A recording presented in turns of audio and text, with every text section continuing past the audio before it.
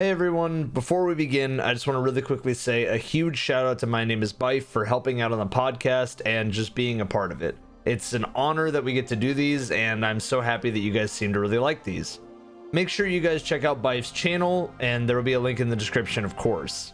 As always, make sure you guys subscribe, make sure you use code Evan for some good gamer subs, and I don't know, have a nice day. Comment on things that we got wrong if you're here in the future. Comment on things that we got right if you're here in the future. I expect us to get a lot more wrong than right, but you never know. As always, if you guys do have any questions, comments, concerns, or just want to hang out with me, I do live stream almost every single day at EvanF1997 on Twitch. Link will be in the description, or you can just search the name. Anyway, guys, I hope you really enjoyed this video. It was a lot of fun to make, and yeah, enjoy it. Hello, everyone. I am joined by a very special guest for another episode of what happens next in Destiny. Where do we go? What does the future look like? X, Y, and Z. It's so good to be back here with you, Evan. Thank you so much for having me on. Thank you, thank you for being a part of this. Wow. I mean, it's been a wild year, and there is a lot of content to cover for this video, and there's a lot of things that I think a lot of people have questions about. So just as a reminder for everybody who maybe didn't watch the last episode that Byf joined us on, but it was a full podcast sort of scenario with some visuals to help out here and there of basically what was going to happen in Beyond Light, our predictions of what was going to happen with evidence, with lore tie-ins, and with what realistically could happen given in a sense of marketing and what's possible from the studio, and not just like a 4chan leak or a Pastebin leak or whatever kind of leaks that people are always talking about. What we can feasibly see happening. And I think it's fair to say we got a few things wrong, but we got quite a bit of it spot on, I think. I seem to remember us having, like when we talked to Cabal, I'm pretty sure we went over Caital at least briefly. And with the Fallen stuff, I'm pretty sure last time we were spot on with that. We said that Eramis and the whole 0 hour plot line was like going to be fueling the whole entire DLC. And I mean, I think we hit it right on the head. I don't know if we brought up the, like, I'd have to go back and watch it. I don't know. Did we bring up the stranger like a ton? I think we did, because it was part of the promotional material at the time. I don't fully remember. When did we even do that? Because I don't even know if Beyond Light had been announced back at that point in particular. Like, I think it was the dawn 3 weeks prior to us even having it there. So it was like, we had like wild guesses, but realistically nobody knew. Yeah. And so a lot of it was sort of bound up in this thing of like, we had a pyramid ship, man. Come on, like they gotta do something with darkness. Yeah, that's like... right. Oh my god, this is in season. This is in season of the worthy. Oh my god. The dark times when everything felt like it was not great in seasonal content land, but now it's okay. It's different. It's totally fine. Oh my god, this is like, and also so... like we didn't know about stasis. How crazy is that? We didn't at all. Did we even talk about did we talk about a darkness subclass? Did we talk about like, oh my god, somebody is gonna have to remind us in the comments, because like I haven't listened to this in a very, very long time. But wow, yeah, no, we didn't even have, oh, I did bring up the stranger at some point, I think. I'm looking back through it all right now. Like, we didn't have any promotional material for Beyond Light. We didn't have any, like, that's awesome. Oh my god. We just went ahead and said, like, come on, man, there's a pyramid ship. It's got to be happening now. Right. And if we're wrong, we just look stupid, and that's fine, because, yeah, we're predictions. I mean, we're probably going to do that a bunch this video anyway, so, I mean, you know. Yes. I would bet that we're going to get a lot wrong in today's video, but I would also bet that we'd get some things close to right. Absolutely. Okay, well, everybody, if you are not already subscribed to Byf, please do so. I'm going to check out his channel right now. I know you're very, very close to... I know you're extremely close to 1 million. Yeah, you are... Ah, man, you're at the echelon. You're almost there. Yeah, it's looking like Witch Queen might be a very exciting time for another reason. But yeah, man, it's very, very close. And on that same note, everybody who is watching this over on my side of things, go ahead and also check out Evan, who of course has been making videos for quite some time now, and has just branched over 250k, and gets consistently more views than a channel at 250k should, and it's like breaking down all them barriers. Is like, hey, let's go ahead and do some lore stuff now. It's doing pretty good, you know. Yeah, I just started thanks to Mylan. I've been actually like learning quite a bit about just at least the basics of some of the lore in the game, and I think it's cool talking to you about some of the lore and then talking with him about the lore, because even though it's the same story that Bungie puts out, there's different interpretations from both of your channels, and it's really cool seeing how that goes down. And I will say it too here and now, just as we finish up our little preamble. I always thought that you were at very least an honorary member of content creators who do lore.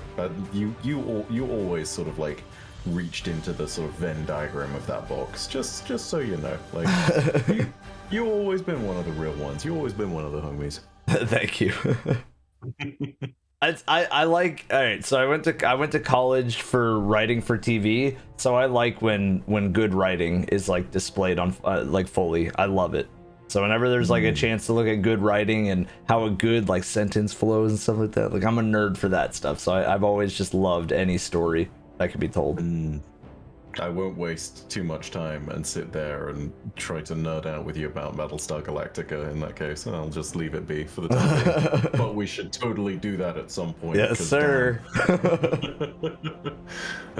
Anyway, yeah. Predictions. Where do we want to start? I feel like we have a few notes in front of us, of course, because guiding a long conversation like this. I think we agreed that most appropriate that we start with the Hive, considering that, of course, it is going to be Savathun, the Witch Queen, and a Hive expansion coming up. Yeah. So, yeah. Why don't you start it off, Mr. Byf? So, as far as predictions go for everything, there is obviously, I think, probably the biggest thing to tick over here and to really get to the nitty-gritty of as far as predictions are concerned is regarding Savathun, obviously. And the big thing that we have jumping on here, it's not the first thing we've got listed in the entirety of it, but I think it's one of the biggest questions that's immediately going to drop in the story campaign, and even just finishing up the Season of the Lost. Is Savathun's death going to be involved? Is she actually going to die in the story campaign? And by that same token, there is the question of whether Savathun has some kind of involvement in the raid. I think we'll be able to touch on that very quickly and say, like, hey, you know, maybe there's plot that comes from that, but ultimately, I'm gonna throw that one to you, because I know I have my own thoughts. But what do you think? Do you reckon that Savathun's gonna live or die? So it's very up in the air, right? And there's a lot of people that, you know, go back to the whole part with her worm and the fact that her worm has her constantly needing to be tricking people. If you guys are unfamiliar, watch Byf's video on Savathun's lore. But there is this whole idea that Savathun always has to be tricking people to feed her worm, as well as, you know, killing and other stuff like that. But basically, she always has to be tricking. Well, there's been this idea that Savathun wants her worm removed. I mean, that's been like kind of the plot line for this season and X, Y, and Z. So if Savathun gets the light, that means that she doesn't have the tie, that maybe she doesn't have a tie to her worm anymore. And if she has the light and she doesn't have her worm anymore, then that means that she may not even need to be tricking people. It may mean that she avoids death because she somehow convinces us that she's a part of the light now and that she has no need to be tricking us. She has no need to be following the sword logic and constantly be tricking us anymore. But on the other hand, all I can think about as a player would be, you know, I'd be kind of frustrated if Savathun's story didn't end in the Witch Queen. I mean, we just got done with Eramis, who is not dead, according to the health bar, isn't dead. So Savathun not dying, I think, would piss a lot of people off. And I want to point to one very important thing with Savathun. In regards to Savathun, there is on Bungie.net, on the Witch Queen page, and this is light spoilers, so again, I think this whole video is probably going to deal with some form of spoilers, so If there hasn't been a spoiler warning before, just spoiler warning now. Basically, in the new raid, there is a line. The line for the new raid is, among the swamps of Savathun's throne world lies a sunken pyramid. Alongside your fire team, venture inward and confront the ancient danger imprisoned within. Now, we know in the Taken King, Oryx didn't die in the campaign. He was killed in the raid. Well, if Savathun wants to follow that same plot, I don't see an ancient danger imprisoned within the raid being a bigger Savathun. So I do think that she's going to die in the campaign. However, I don't think it's going to be like a throwaway villain type of scenario, you know? I completely agree. And more so than that, I feel like the throwaway villain trope that so many Destiny villains such as Eramis have fallen into is purely built on the fact that we haven't had time to explore them as characters. And I feel like Savathun appropriately bucks that trend, and as a result is actually the best villain that we've had thus far.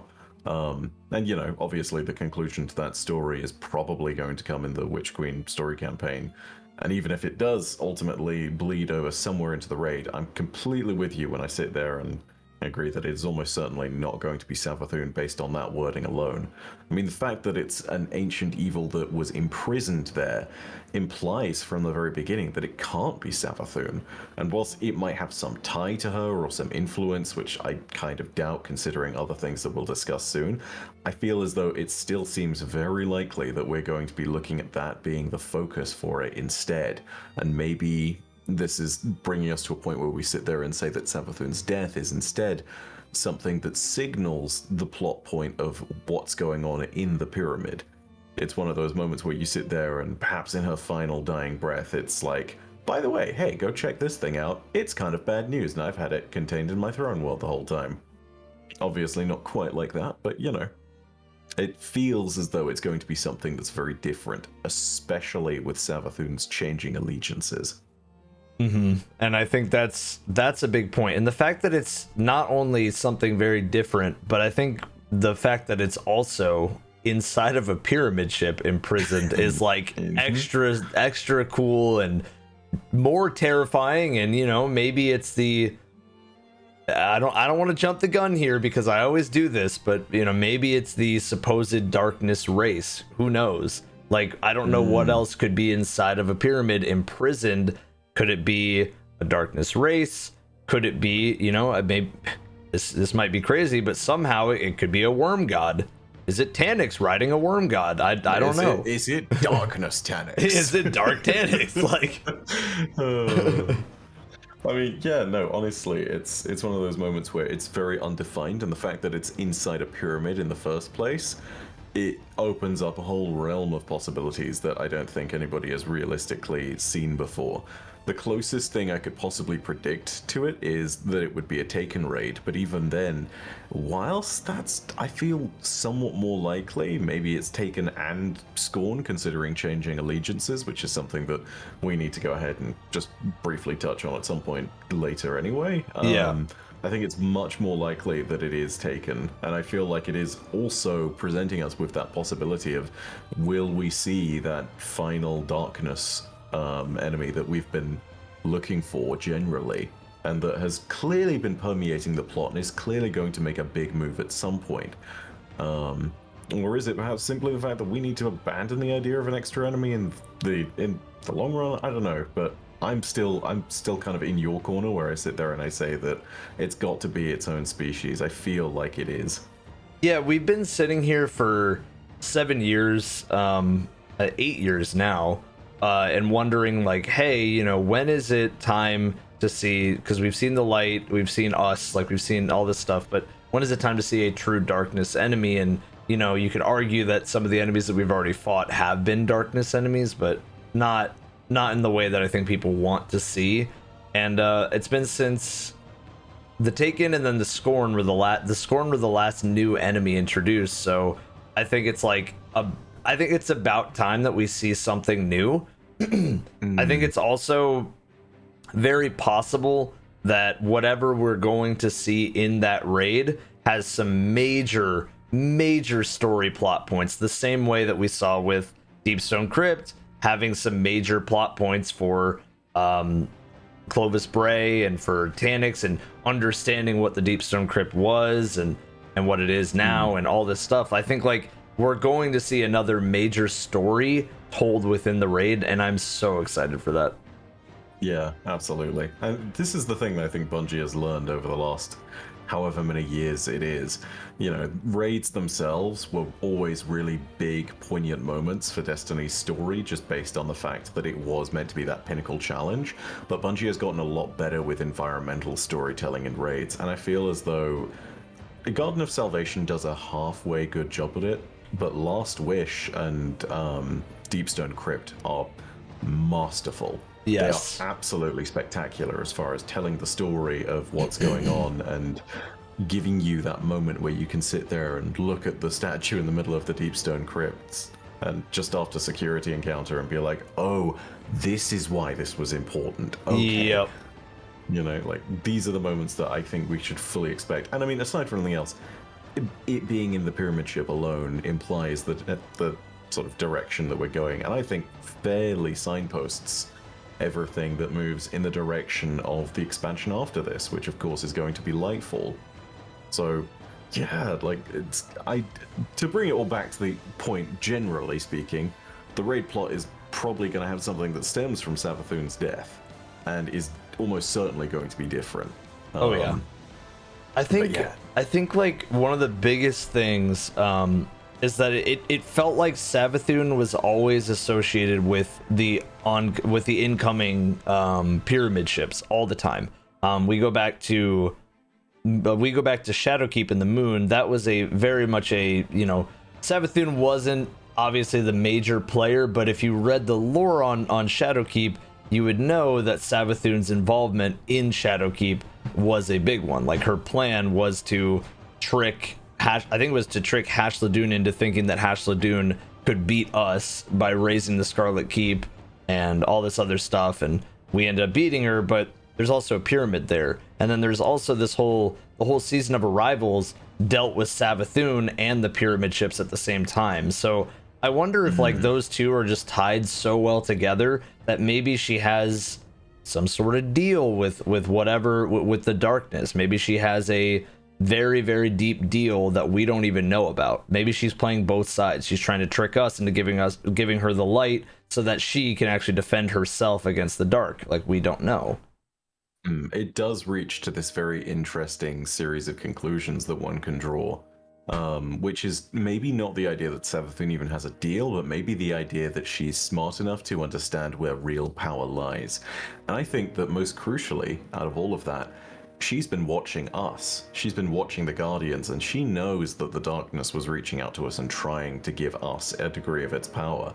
And I think that this is kind of where she's settling in. She's always had the power of darkness. She's been a Hive god, one of the more powerful players within the side of darkness, although obviously subservient to the entity itself, whatever the darkness's true form really is.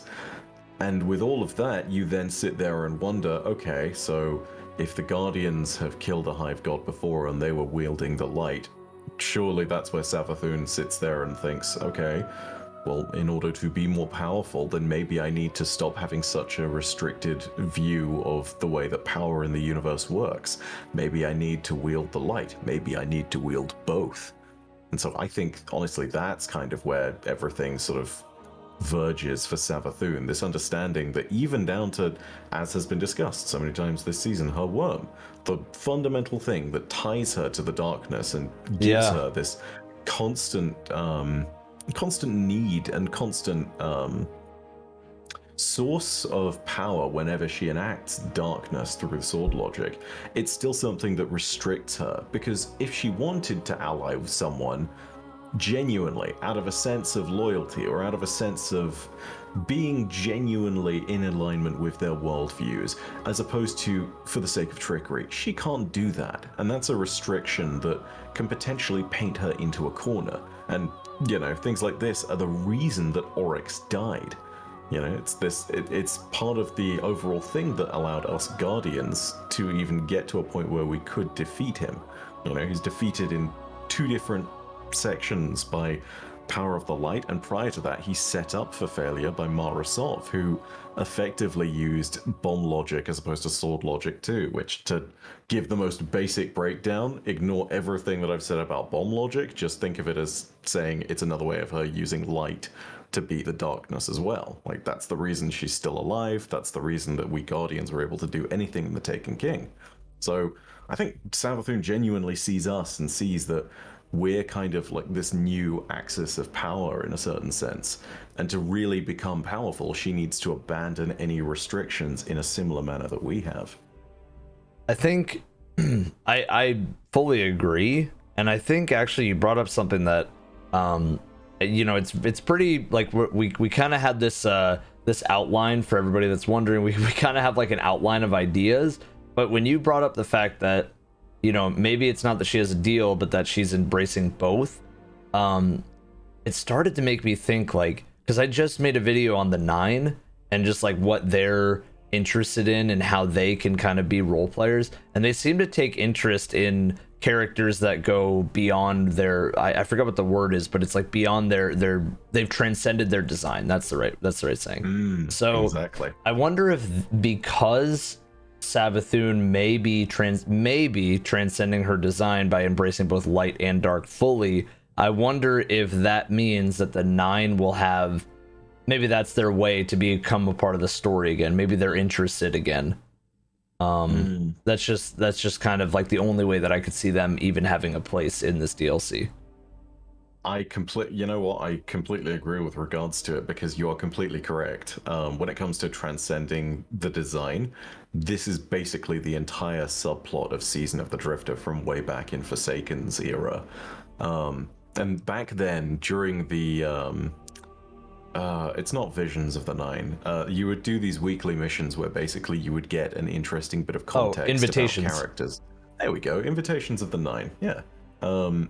They actually talk in the first one of these about how there are these characters which, as you say, have transcended their design. They talk in sort of allegory for the first 2 of them. And the first of them is an hourglass counting down with infinite patience.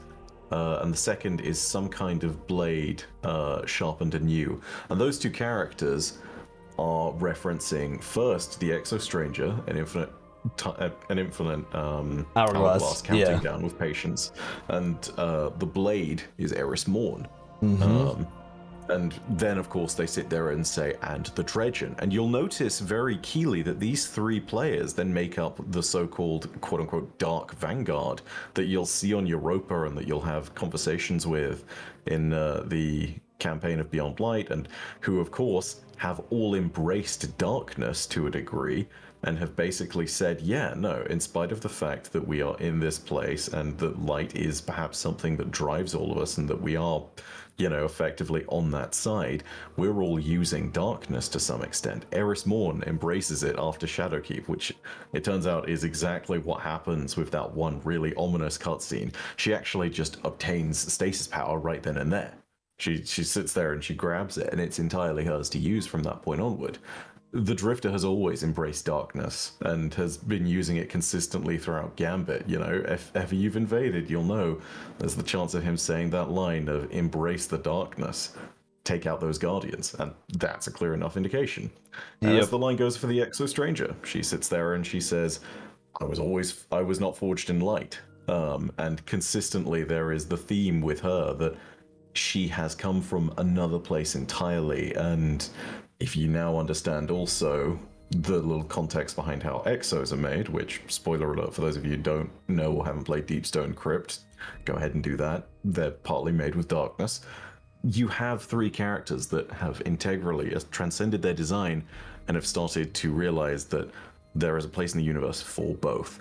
We are actually slated by the 9 to be the 4th individual to transcend, but the 9 in their invitations also talk about all sorts of other characters and where everything else is going to go in Destiny, and they have these implications for all sorts of grand designs going forward.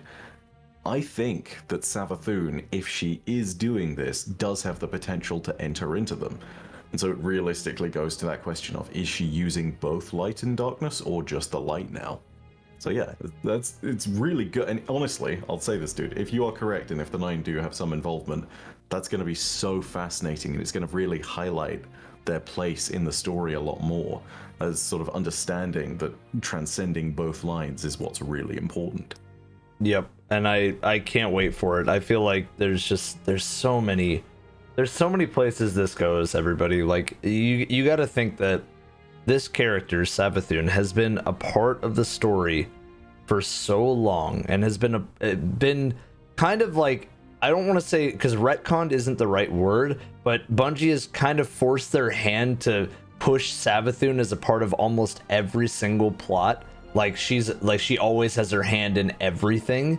Savathun is just this character that, like, they have to get right, or else people will be very frustrated, and I think they know that. And I think that's why when we talk about the Hive and we talk about Savathun and what happens, and will she die in the campaign, will she be a raid boss like Oryx, I think, like, that's why they put such a heavy emphasis on the campaign being this, and I'm quoting them, this Doom Eternal or Titanfall 2 like campaign that is just like such a cool campaign start to finish. Like, that's why they put their marbles in that, is because they know that this character is this important. That's why this whole year, the whole entire, every single season has had to deal with Savathun. The reveal of Osiris being Savathun all year has been one of the coolest parts of the entire year, and I don't know, I just think, like, they know that this villain is their biggest villain in a very long time.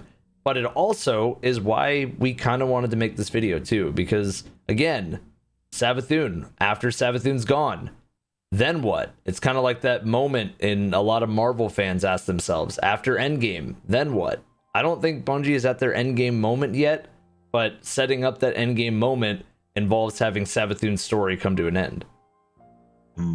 I completely agree, and it really is one of those moments where if we're looking at everything to do with the darkness, and if that is Kang, then I'd say that Savathun is our equivalent of Thanos, effectively, at this particular moment. And I grant that, you know, that's going to be a very interesting kind of, like, it's going to be really weird to see that era come to an end. Yeah. Because we've been dealing with it for so long, but I feel like it is very important that they do get that right. On that note, by the way, because you brought it up, and I feel like that's another important question, which we also have listed down here. Thoughts? Do you think that Osiris survives, or do you think that Osiris is dead? So, the story writer in my head, I'll just start at the beginning. The story writer in my head was very, very annoyed when Bungie seemingly killed Osiris, or not killed Osiris, but had Osiris lose Sagira off screen and all this other stuff, and I was very annoyed that all we got was a letter. But now that things have started to make a lot more sense, it's like, well, you can't really show a cutscene of Osiris getting kidnapped by Savathun and like taken over and, you know, X, Y, and Z. Like, you can't really show that on screen, because then that would just reveal a little bit too much and people would be wondering too much for the whole year. I do think Osiris is alive, because I'm just following those rules in my head. It's like, you don't kill a character off screen. So I do think he's alive, but whether or not he will die is to be seen. I think he's alive at the moment, though, yeah. I completely agree with him being alive at the moment. Aside from anything else, the lore and the wolf tone draw bow implies that we can see from his perspective that, yeah, he has been alive, and he's been able to vaguely see Savathun doing as she's been doing over the last year with his body, basically taking him for a massive joyride, as it were. But it's one of these moments where I sit there and I look at it and I think that there are potential plot threads that let us reach forward further into the year, and maybe even just immediately into the campaign of Witch Queen, which are worth addressing. The really big one for me, and this is something that we don't have listed down, but I'm sure this is something that has been brought up many a time, and I'm sure something that everyone's thinking of, is that there are the Hive Ghosts, and then there's Savathun's Hive Ghost, which looks a little bit different from the rest of them. And I have a question, and I'm wondering whether that maybe is the case, that you're sitting there and looking at an undead version of Sagira, Osiris's ghost. No one has any way of confirming that, of course, and it's not at all well known whether that's the case, but if that is, I think it would confirm a lot of people's suspicions. And perhaps more importantly, you sit there and you have this kind of Chekhov's gun moment where it's like, okay, well, why didn't we see Sagira die? And it's like, because she's here, and it's this horrifying, demented Hive version of her that we have to do. Oh, wow. Yeah, I didn't even think about that.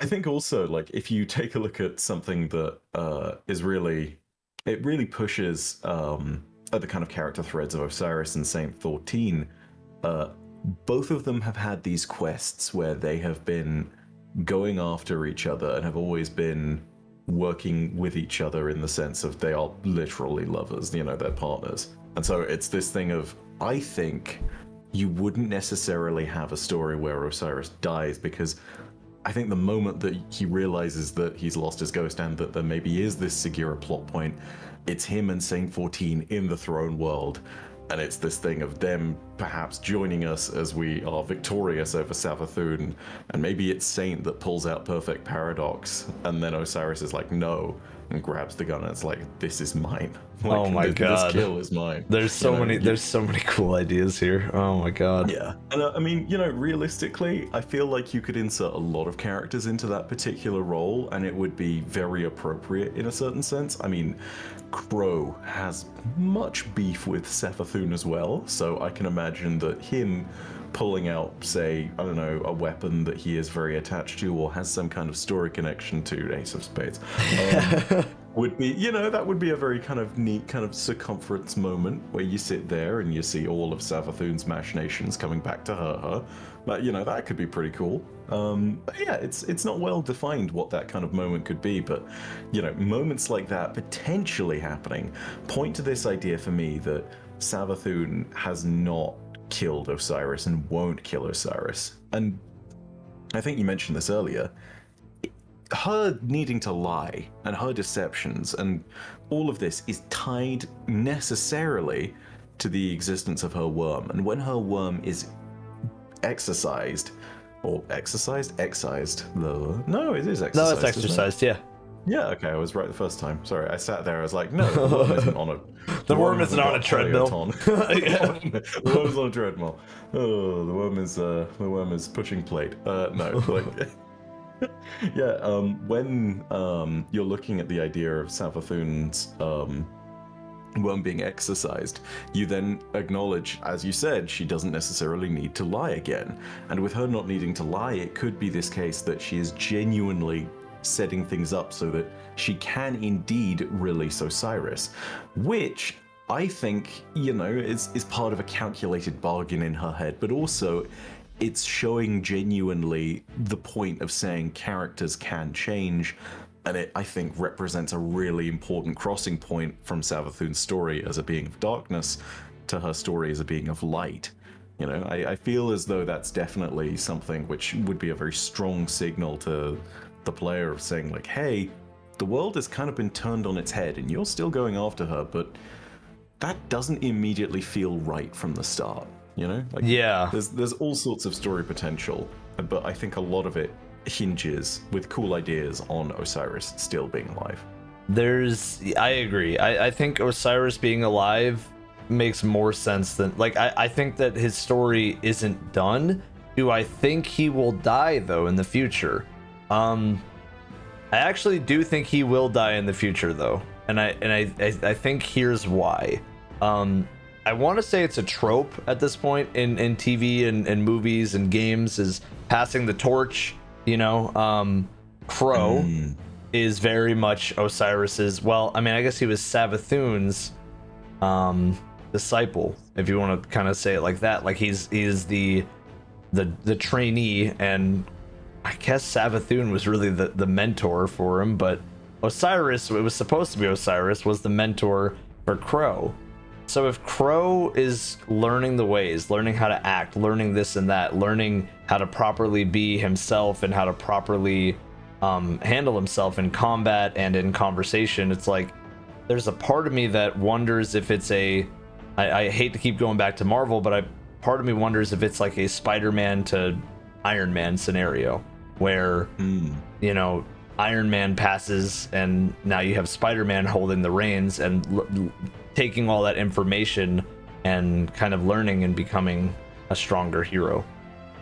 Or of a Captain America to Captain America kind of situation. True. Yeah. I think as well as that, you know, there is a reinforcing point there, which is that Osiris has kind of had many disciples and many apprentices, not least of which, who is a key character in the story of Witch Queen, Ikora, who is not only the Warlock Vanguard and one of the most powerful warlocks we know, but was also at one point his apprentice, you know, who was basically his second and took over the duties of the Vanguard with him, you know. And if we're going to look at two characters that get impacted in a very similar manner with that, you just put those two in a room and they hash it out with that. And all of the differences that you would know, considering that one of them experienced a quote-unquote fake Osiris and the other experienced Osiris over many years and as good friends, and you know, as the idea of him always being the grumpy mentor.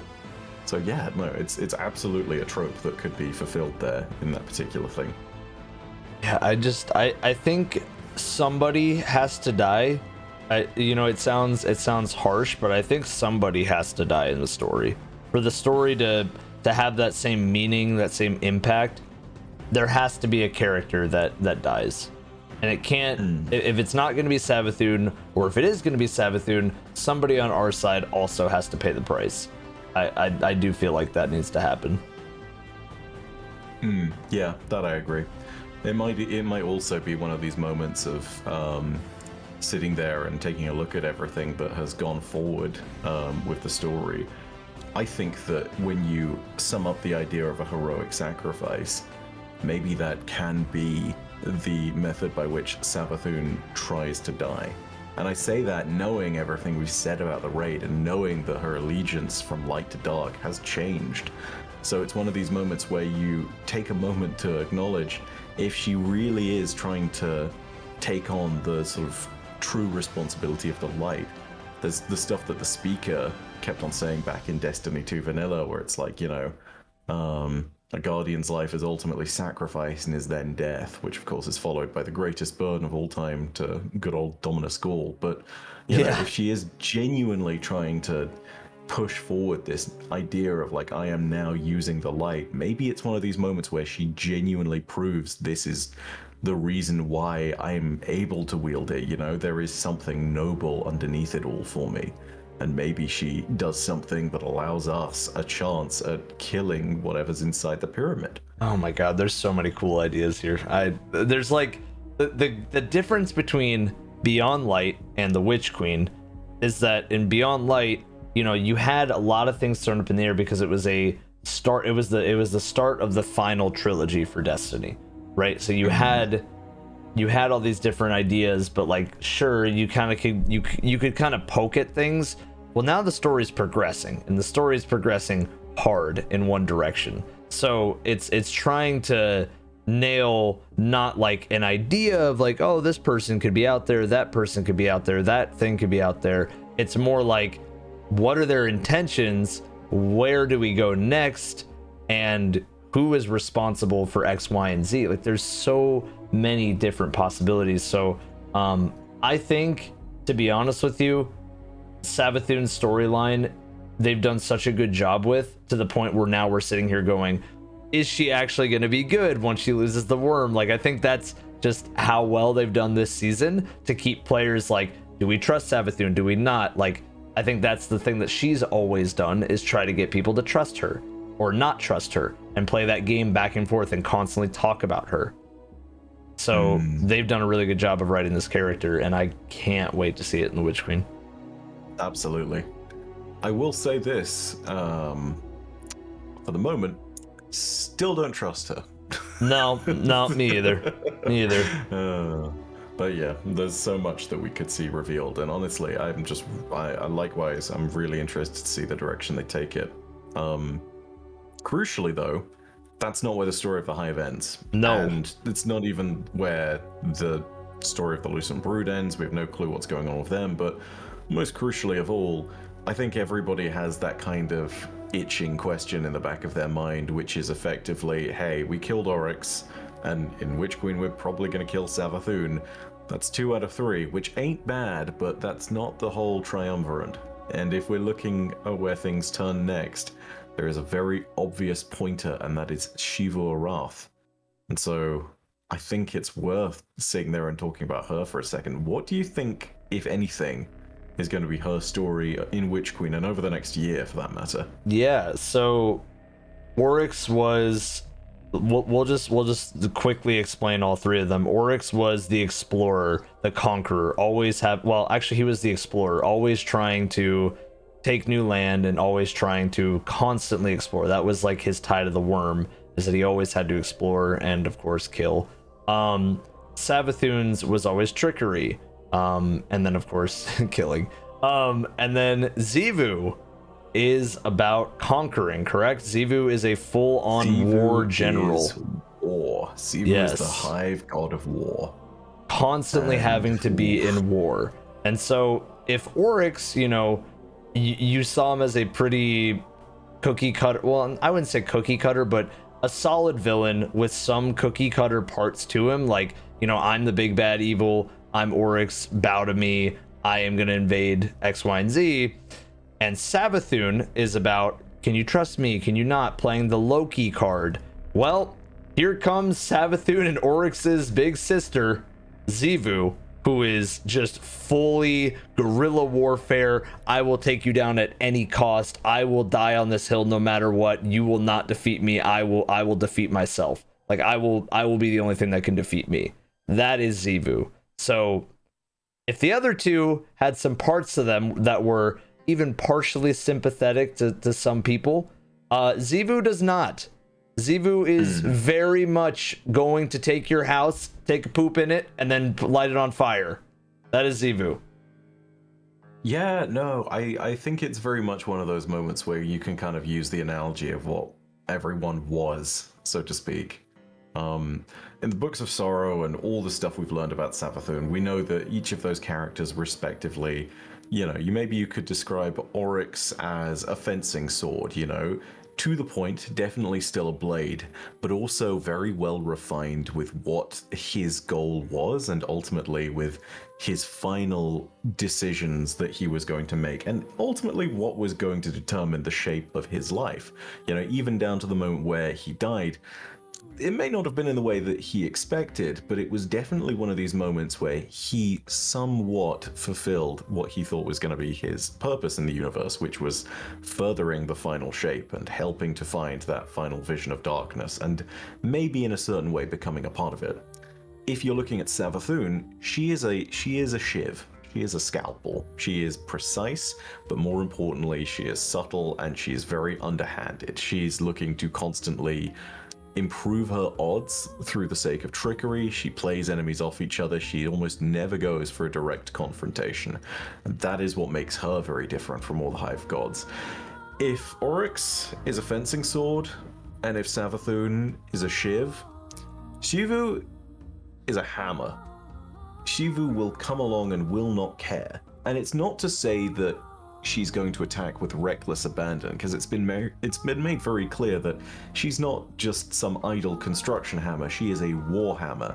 She is made specifically for a purpose. She's been forged in lots of different battles, even from the earliest days when she went back, and this is way back in the Deep Hive lore, but when she conquered the planet that she was originally from, she was the one that seems to have been leading the armies in the largest of the fights. She's not just a guerrilla fighter, but also she's a savvy general. She's someone who understands tactics and is able to pick apart her enemy's strategies. She is war personified in all of its brutality and all of its stratagem. And that, I think, is something which Guardians have not really had to fight against. To me, I don't know if this rings true with you, and it's a reference from outside of Destiny, so maybe this isn't what people immediately are thinking of. But when I look at Xivu, I see kind of someone who could potentially be a mix of someone who is incredibly brutal and warlike, but also someone who has this almost Thrawn-like level of strategy to her. And for me, at least, that means that she has the potential to be a really compelling villain if Bungie gets her writing correct. And so far, I think they kind of have.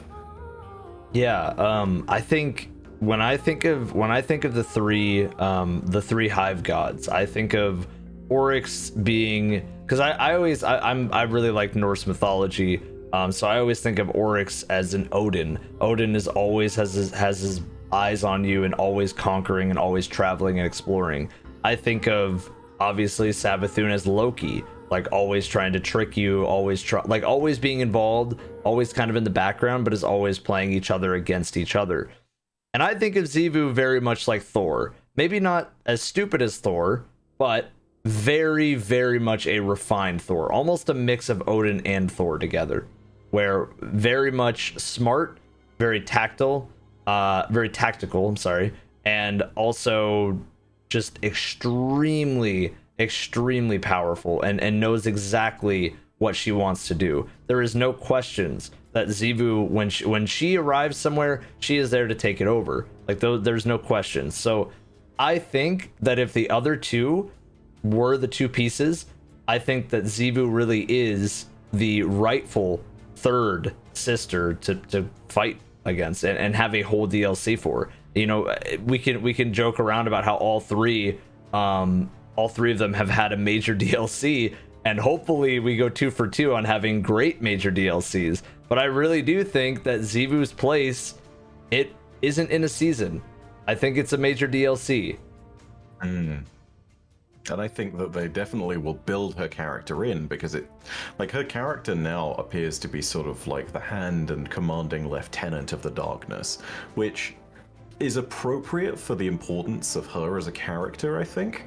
But I also am completely with you, considering that we know that the expansions after Witch Queen fall into place respectively as Lightfall and as Final Shape. I don't believe for a second that we're going to be in a place where we sit there and we see Xivu getting her expansion anytime soon, because she is different, and I think that she is actually a character that can transcend darkness in the sense that even when it's defeated, her crusade against us and against the light doesn't end. I think that she is a constant threat, and even if you remove darkness from the picture, I think that conquest and war can still be her overriding need and her overriding desire within the universe. And not just because of the fact that that's kind of who she is as a personality, but also because of the fact that she still also has her worm, which requires her to do that. Yeah. So, yeah. I think there's a part of me though that also, you know, it, like Xivu's story could go into what Bungie has called the beyond, you know, the even further than the final shape, you know, where the Destiny universe goes next. I think it's possible, but I also think there's another thing that's possible. So if Oryx made, well, I guess he took the power, he had the power to take that when he killed the worm god Yule, I believe, right? It was Yule?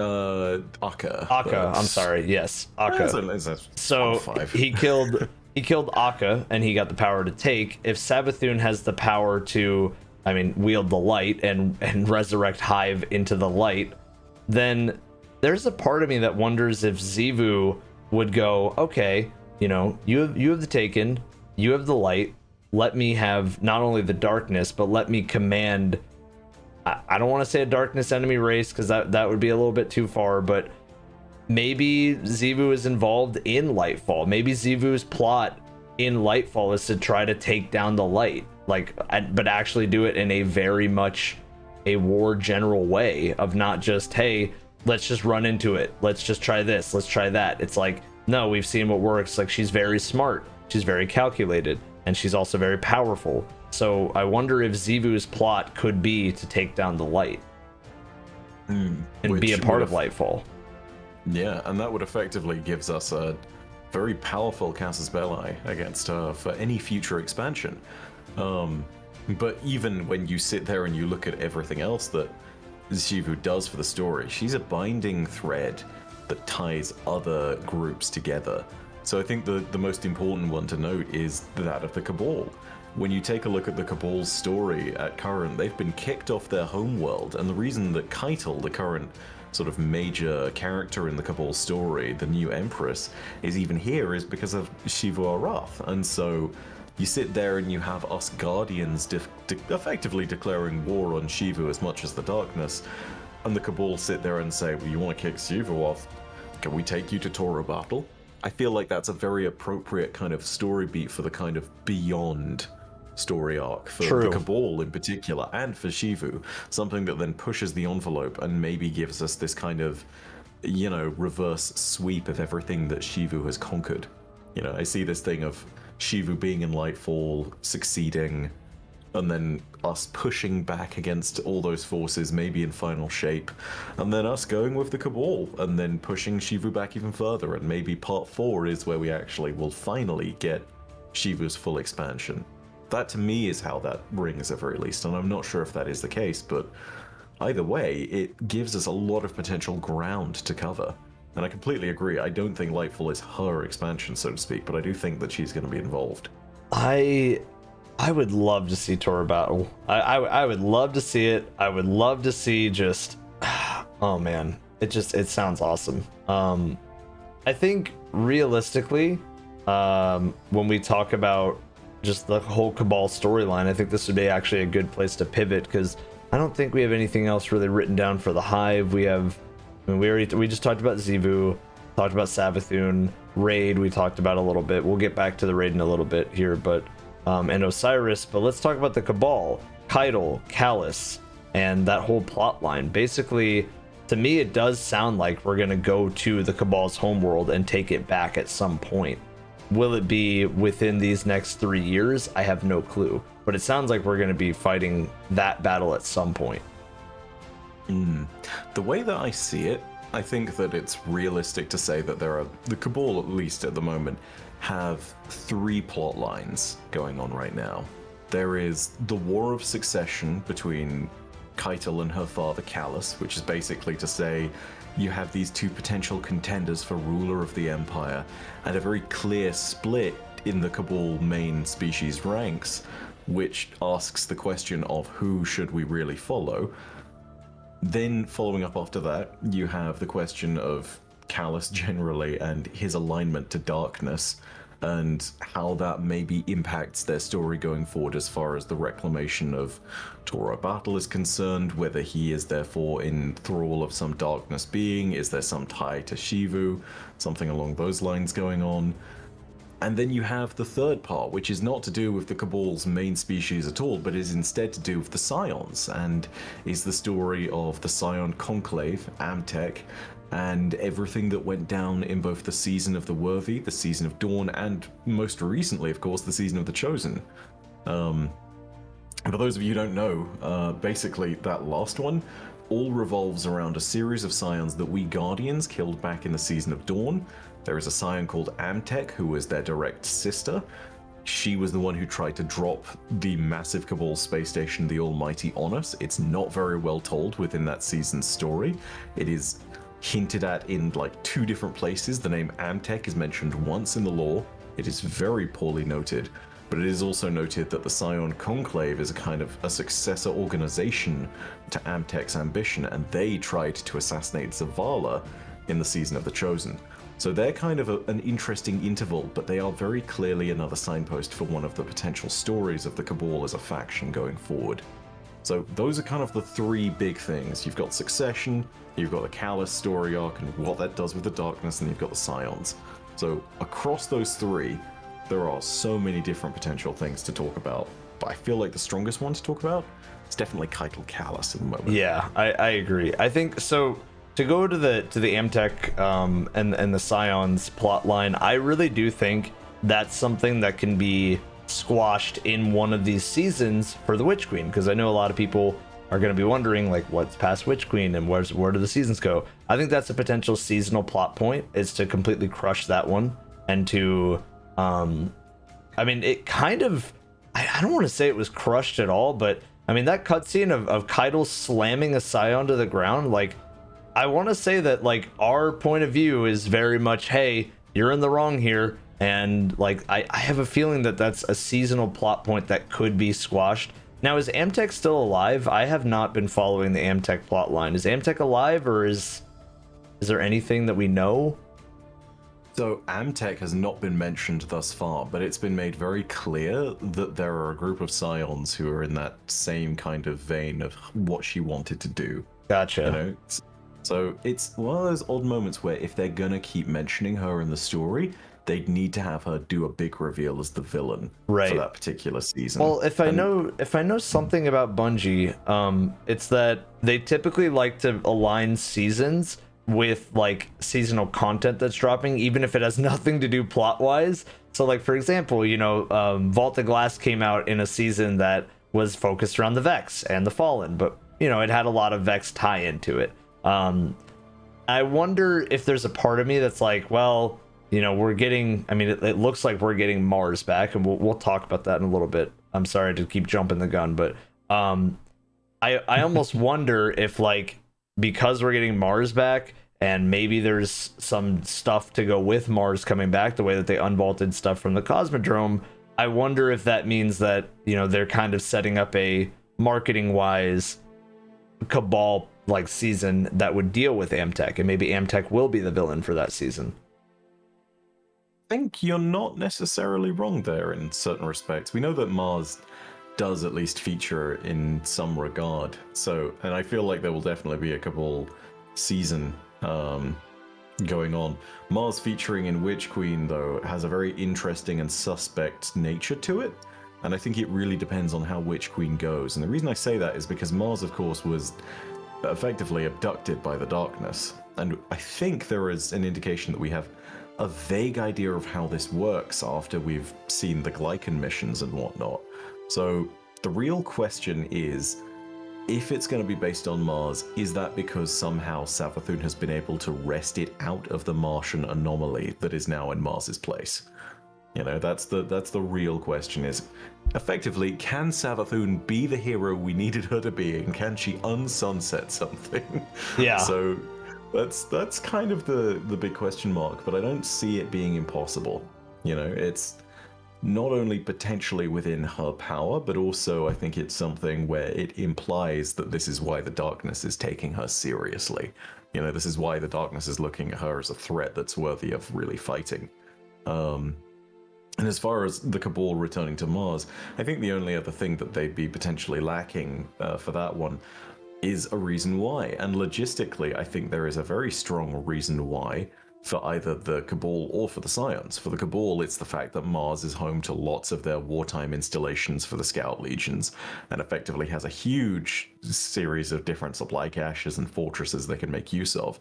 For the Scions, it's even bigger, and it's literally planetoid-sized, and I think it's Phobos.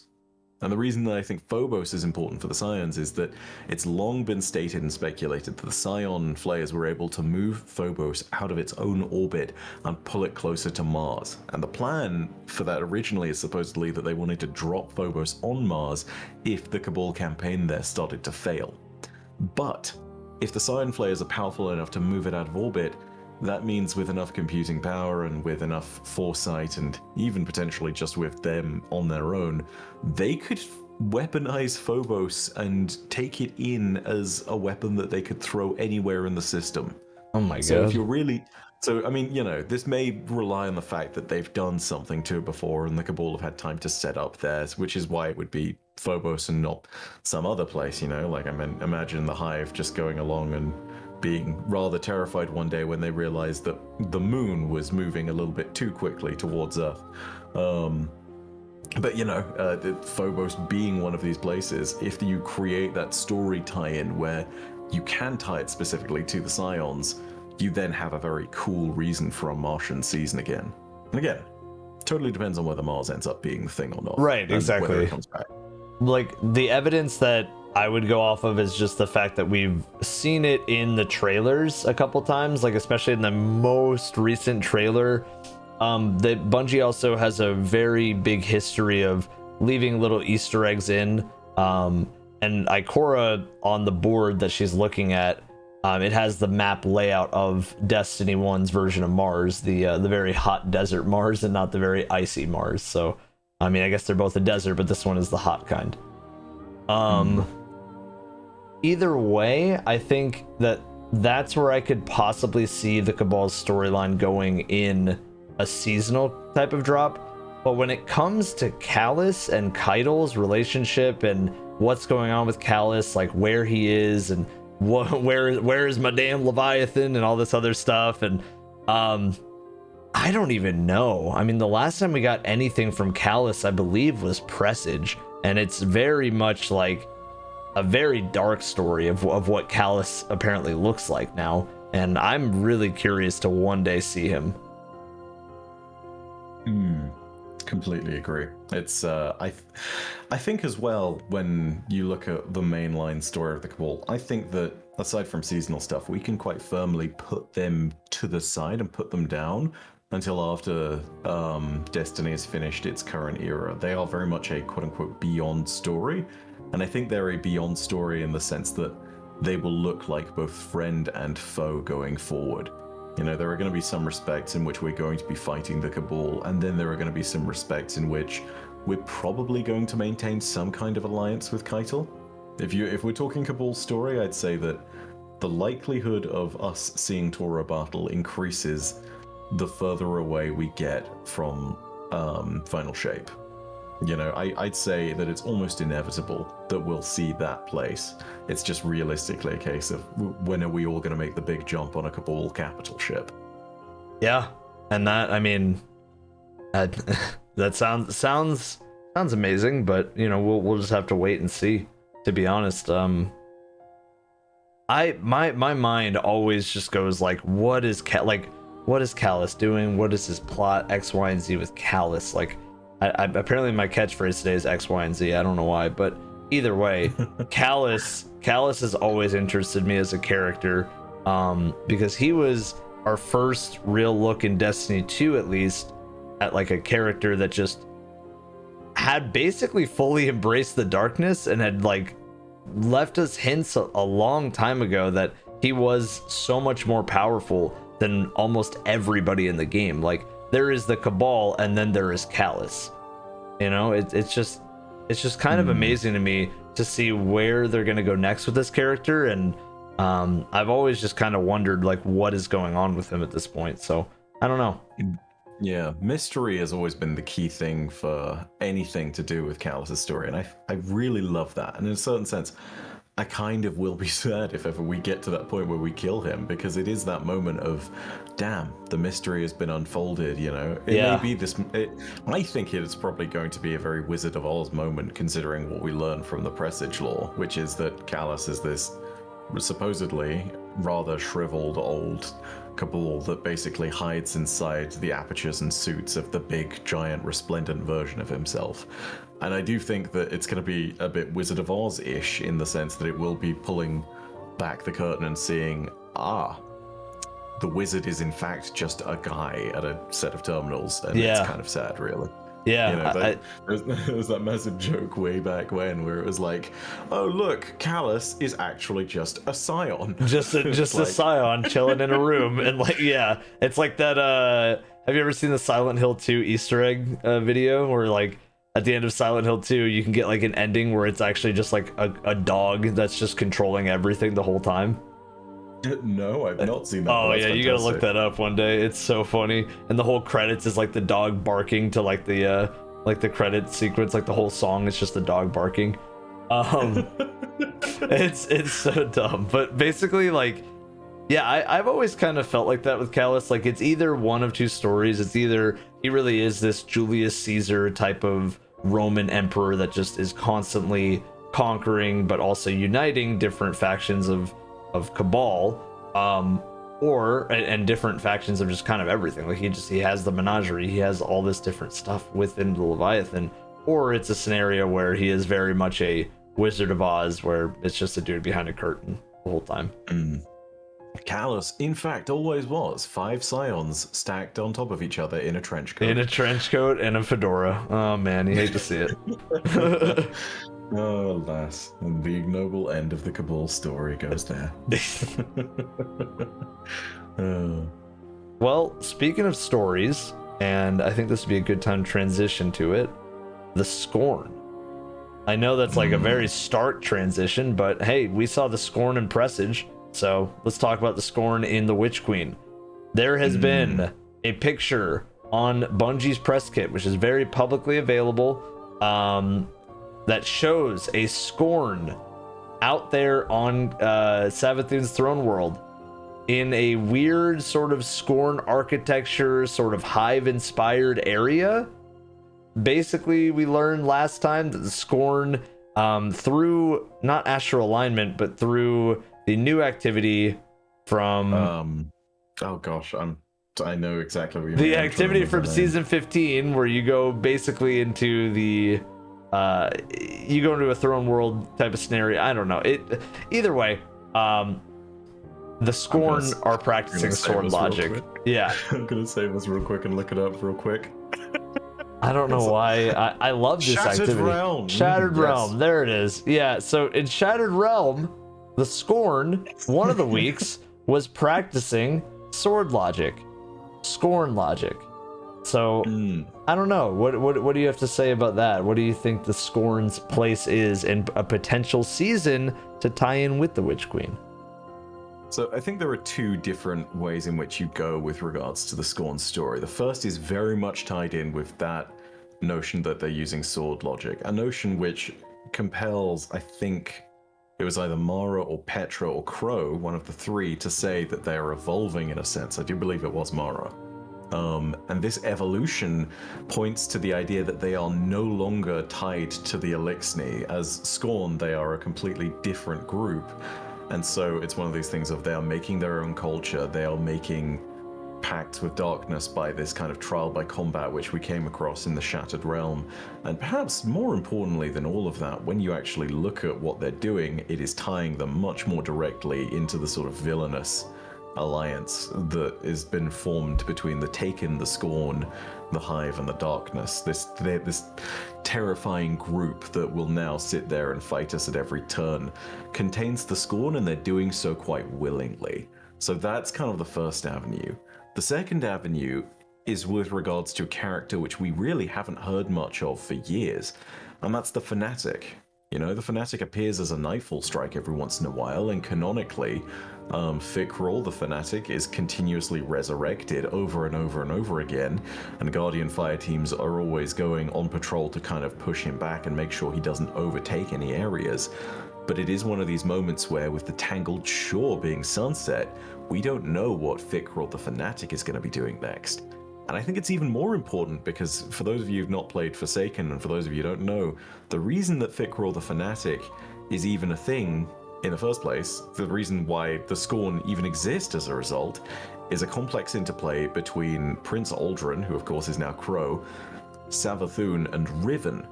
And so two of those characters, quite keyly, are linked together in the potential plot of Witch Queen.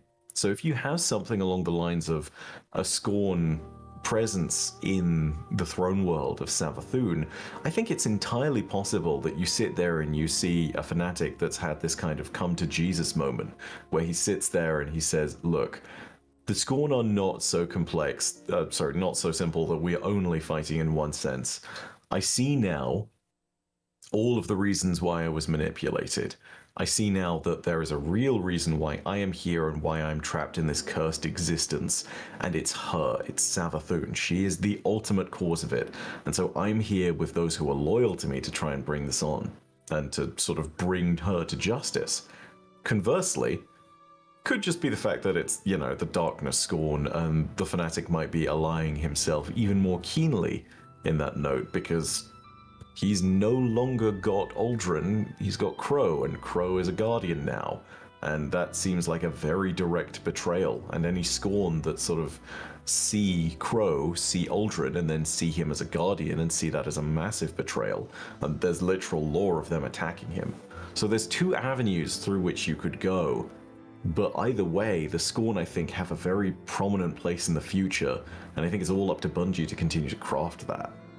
Oh yeah, I think the Scorn and Crow have to be that to me just screams a huge plot point in a season, or it, like that just screams something that maybe, you know, because Crow, last time we talked to him, he left to go to Venus, I believe, and to explore more about himself and learn about himself and learn about who he was, because Savathun just kind of refreshed his memory, and of all the bad things that he had done. So I think we're going to see that. I think we see Crow and we see the Scorn hashing it out and fighting, and you know, we see something happening. And I do think that the Fnatic may have a role to play here, because the Fnatic very much didn't he consider the Crow or Uldren at the time his father?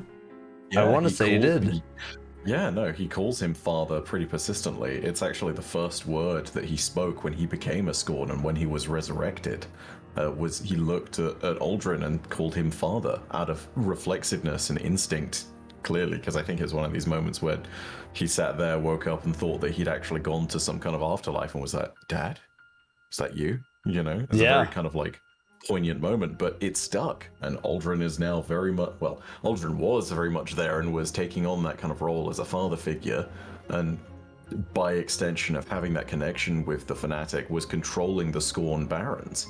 But it's one of these moments now where that has been completely shattered. So yeah, all sorts of cool story beats can arise from that. Very, very excited for the Scorn in the Witch Queen. Very, very excited, because I think they were, for a long time, I think the last time we talked about this, I want to say in the last video we made, I remember us saying the Scorn, there's not really anything until Bungie wants to make a story for them.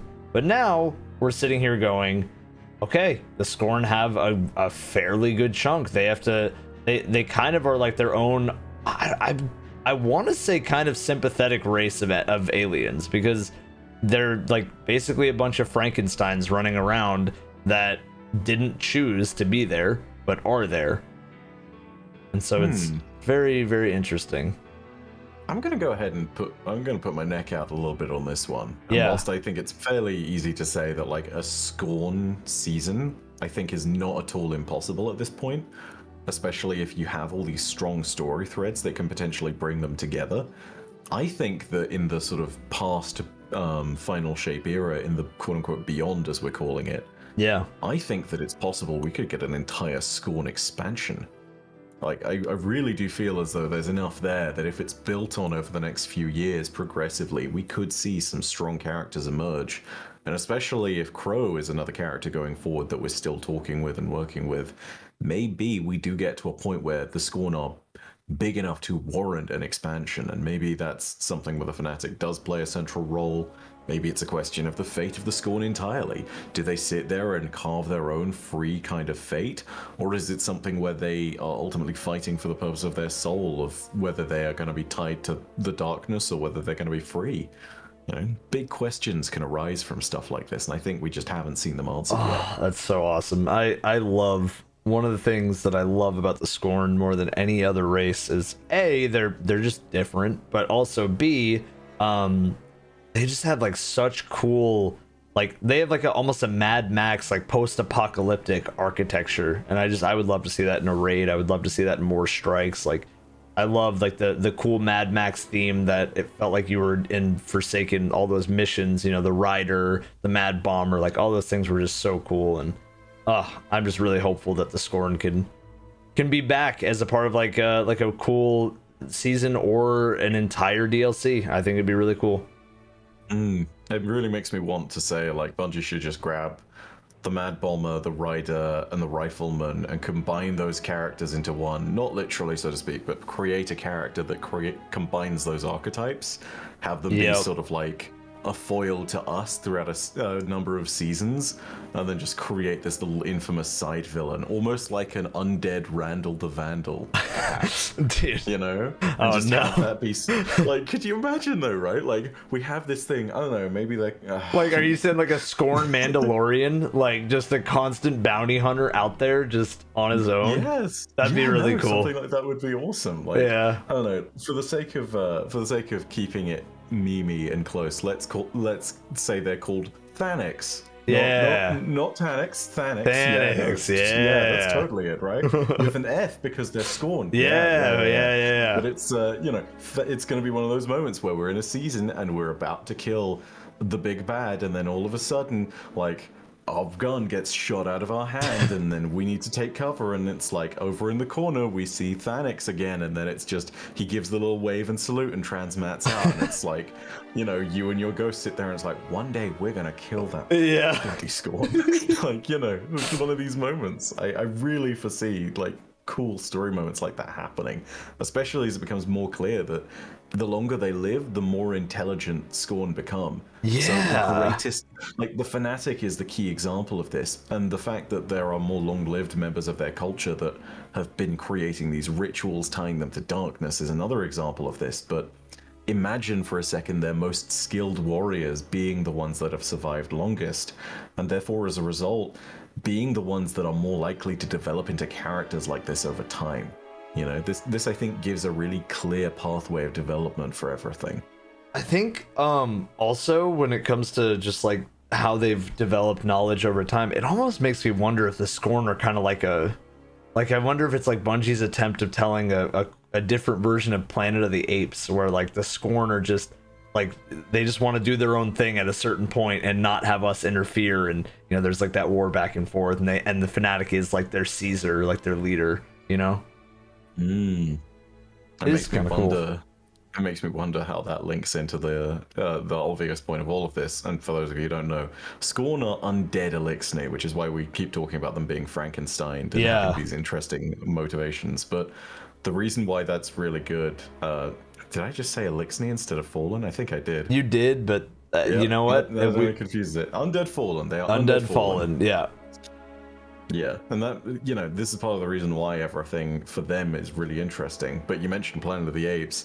Oh my goodness, can you imagine a point at which we then have potential future Fallen stories? I do not think we're going to see something like this for a long time, because I think that for the moment the Fallen's story is very much grounded here in the solar system around Earth and around everything that's been happening in more recent seasonal events. But a Fallen return to their home system kind of moment where they go back to their original system of Reese would be very interesting from a Planet of the Apes perspective with the Scorn, especially considering that those worlds fell to the Hive and to darkness. It's a very interesting idea of what might happen, and oh man, I really am looking forward to ideas of that too. I think, oh my god, can you imagine like a faction of Fallen like that? And you know what, that is because that's pretty much all we had for Scorn. I think that's a good opportunity to transition into Fallen and just start with the Scorn to the Fallen. Okay, so the Fallen, right? Like there's a part of me that's like what you were saying, it's like the Fallen's interference with the Scorn, or like the fact that the Scorn are undead Fallen, it's like a resurrected Fallen. It's like there's a part of me that's like, wonder if the Fallen want to fight the Scorn over this, or if there's like, because you're right, the Fallen story is pretty self-contained. Out of every story that we've talked about, everything has like a connection here and there. But the Fallen story, especially in Beyond Light, it felt like we had this talk about the pyramids, and the pyramids are invading, and X, Y, and Z. Dude, I said it again. But it's like the pyramids are invading, and then the Fallen are just kind of, yeah, we're on Europa and we have the darkness, but it's a totally separate story than what's already going on. And once that story finished, and I mean Mithrax's story in the House of Light, once that story finished, it's like the Fallen kind of are just at this weird spot where it's like, okay, cool, we'll put you over to the side for now. Don't really know what's going on. Maybe your story is finished. Or maybe the Scorn are a way to reintroduce the story where the Fallen are going, hey, it's not okay that the Scorn even exist. They're just undead versions of us. I think there's definitely a contingent of Fallen who would sit there and say that. I think that in particular, there are those who, maybe in the House of Light, are very much tied to the light. The idea that these beings are effectively darkness-infused versions of themselves is kind of abhorrent to them, let alone the fact that they are undead Fallen. But I will sit there and say that more so than most other factions, the Fallen story has always contained a lot of internal politics and squabbling. You know, the fact that they were split from the moment they entered our solar system into a bunch of different warring houses that were led by their own chieftain-like figures in the form of the Kells, the fact that they had their own religious idols in the forms of the servitors, that they had the high priests of the archons that were able to commune between those two groups and effectively interpret their roles. It means that they're bound up not only in a lot of politics, but also in a lot of religion and prophecy in that sense. And what I think is really cool to look at with all of this is not only where all of that leads the Eliksni in the future, but what it does to them in the immediate potential future seasons and potential future expansions, and what that does for them as an ally of us. So I think there's a lot of different threads you can pick up on that, but the big one that I really do want to pick up on is the simple question of whether Eramis is in fact dead or not, and by extension, a sort of tangent that will potentially be a good reason for her to re-enter the story as a kind of villain that we can potentially fight against and that can be a foil to a protagonist who is going to be the fabled Kell of Kells. So it requires a little bit of explanation, but to boil it down, to cut it really short, there is a fallen legend of a character known as the Kell of Kells, who is basically going to be acknowledged by the Traveler, who is going to uplift the fallen people again, and who is going to represent the entirety of their species. And this, I think, is a really kind of like important moment for the Fallen in their story, is that this moment has not happened yet, but there are some very clear contenders for that Kell of Kells kind of position. You know, you look at Mithrax, you look at Ido, you look potentially even at Varix, and you see these individuals who have all sat there and either know the mythology or qualify to be its leading figure, and they need a villain. And I think that's kind of where all of the story for the Fallen can coalesce, is where they become, well, unfallen, where we know them less as Fallen and more as Eliksni, because they at this point would be our chief allies. They would effectively be like the elites in Halo to the Spartans and humanity. You know, not that that comparison has ever been made before. It's totally original. No one else has blabbed it, just me. Yeah. I think that's the big thread. I think that's the big one. I agree, and I think Eramis is definitely not dead, and it's like there's a part of me that just hates that she's not dead, because it's like, why keep her alive in this self-contained story? Did she need to be alive? But there's also a part of me that's like, well, hell yeah, man, there's like a season where we can go back to Europa and somebody unthawed somebody unthawed her. Maybe she just pressed V on her keyboard enough times so she broke out, but at the same time, it's like there has to be a reason why they kept her alive and why they kept her there. You know, there's a part of me that is always going to think, well, maybe they did it so that they can show off her being frozen and it's like a cool statue there, but there's no closure on it. There's no writing. There's no line from Argos that says she's 100% dead. She is not going to come back. You know, there's nothing like that. And they left a health bar there on purpose. They would have had the health bar go down to nothing if she was actually dead. They've never done something like that before. So I do see a scenario where somebody frees her from the ice somehow. I do see a fight for the Kell of Kells again, because, you know, Eramis very much tried to establish herself as the Kell of Kells, like many other fallen villains have. And I do see Mithrax being involved in whatever plot line there is, simply because he would be the best person. I mean, he's a fallen. He is the Kell of Kells for the House of Light. You know, he is the Kell of the House of Light, or I guess they don't even really follow the same allegiance, but I do see a potential Saint 14 Mithrax Master Chief Arbiter scenario of, let's go fight Eramis again. Let's go back to Europa and deal with this. And even more to sort of solidify that last point of Saint 14 and Mithrax having an alliance, so to speak. Obviously, they got very friendly at the end of Season of the Splicer, and it was this thing of buddy-buddy for sure. But even down to the stuff that happened in the Season of Arrivals a season later, some of the earliest lore that we got was Saint 14 asked Mithrax for help when looking for Osiris. And it was this moment of like, hey, I can't do this alone, but I know that you have the skills to do this. And they infiltrate the Vex network looking for him. You know, it's another thing if they go ahead and do effectively an override mission together. Yeah. And Saint 14 is defending and Mithrax is doing the splice. And you know, it sets up these little moments that we could see in the future of those two effectively being the ultimate buddy cops that we kind of knew they were going to be at some point. Yeah, it was.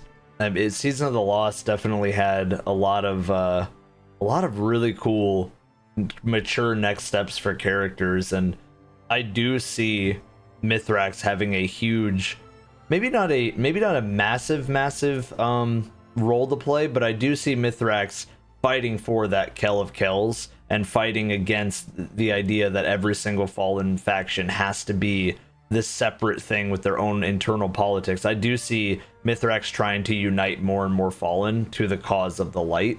But at the same time, I think Eramis has to die for that to fully happen. And I think Eramis is not dead, and I do think Eramis is a plot to potentially happen. And I mean, Bungie has laid out their game plan for the next year, that they want a dungeon or a raid every other season, or every season there will be a dungeon or a raid, which is awesome. Love that.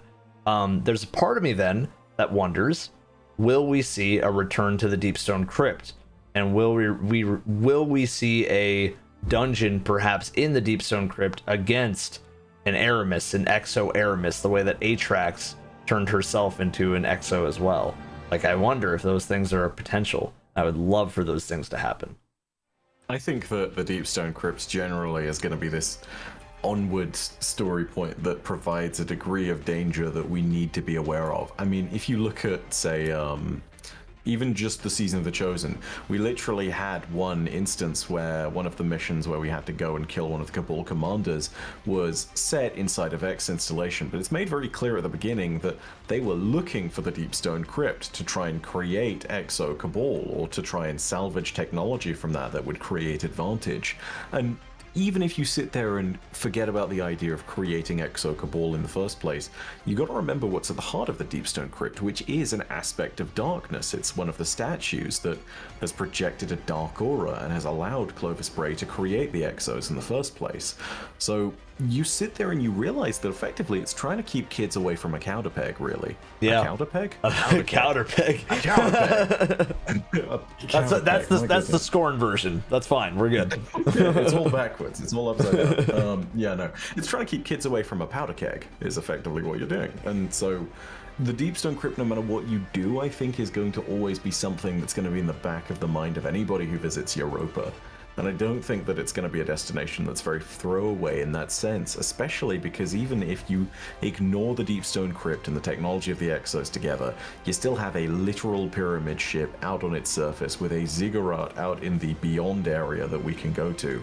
And all of it basically sits there and indicates to us quite clearly that, yeah, this is going to be something which we need to be aware of in the future, and that other characters are definitely aware of, even as they don't necessarily completely align to the darkness in some instances. That's still a terrifying, dangerous source of power, or just something that should generally be avoided because the statue has killed people. Yeah. So, you know, like, this, I feel like there's potential in the Deepstone Crypt for a whole lot of different story beats. Regardless of whether that ends up being something with the Fallen again, I still am really excited to see where that goes. Yeah, because I don't think the Deepstone Crypt is done. I really don't. I mean, if anything, we just lowered its defenses, you know, for something to come in. Everyone has access. Everyone has access now. And I think Clovis even says that the when you're running through after the third encounter, the descent, when you're running through the hallways while it's blowing up, I think when he says that you're a clever little rat, and that it says that we've lowered the defenses of the Deepstone Crypt, so now anybody has access. So I think there is a possibility of that place returning. And, you know, I watched the ride along. I don't know if you had the opportunity to watch the ride along for Deepstone Crypt, but they showed concept art of Deepstone Crypt, and they showed visuals of what it was originally going to look like. And it looks like they could still use those assets to tell a different story and like go to a new place within the Deepstone Crypt. And I would love to see that. Like, whether it happens, no clue. That's why we're making this video. It's all speculation, but it would just be really cool. And I think there's still a lot of opportunity for the Deepstone Crypt. I mean, in my opinion, I don't think we got to see a proper look at the big making of Exos. You know, I don't think, like, we saw Taniks come out of the pod, and we saw Atrax already as an exo, but we didn't really get to see the process of an exo being made, and I think that would be really cool to see in the Crypt. Yeah, I feel like there's more potential for it generally. Like, as a storytelling device, it sits there kind of permanently now. Not by nature of some kind of thing that's keeping it tied there forever, but by the fact that we kind of just have to defend that thing. And in that sense, I think that there's always going to be potential for story, and that makes me very excited. Same. I'm very, very excited for anything to do with that place, and also just Fallen and where they go next. Like, I think that's another just huge one. It's like we have to constantly ask questions of like, where do the Fallen go? Who is going to be responsible? Who is going to be the player? And I mean, Bungie, as much as I hate to say this, could always just throw out another character from a different house if they wanted to. You know, they could always just do that. They could pull out a Fallen. They could pull out a Kel from a house that we don't know about, or a house that does exist already but has a new Kel of Kels, or claiming to be the Kel of Kels that we have to go defeat for a season. They can always pull that one out with the Fallen, and that's why I've liked and I've always disliked the Fallen story, is because it's kind of self-contained, which is really cool, and I like the internal politics and how it kind of relates to our own world. But at the same time, it's like they can always just have some pretty throwaway villains as a result, or what at least feels like a throwaway villain, because there's not enough time to give the backstory properly. You know, I chuckle there just a little bit, because you sit there and you're like, you know, maybe some other Fallen arises from some other house. Maybe they don't need a house at all. Maybe it's just we go back to Taniks for the 15th time. Oh my god. Like, we sit there and this time it's Taniks, but he's got Kel of Kel's energy, and he's like, look, I've died so many times, I must be a guardian now. Come on. I told in the last time I covered anything to do with Taniks, I think it was in the Savathun video, but I told everybody, I was like, you know, if Taniks comes back one more time, we'll do a whole history of Taniks and just go over every single time he showed up. Like, why not? Why not? Oh man.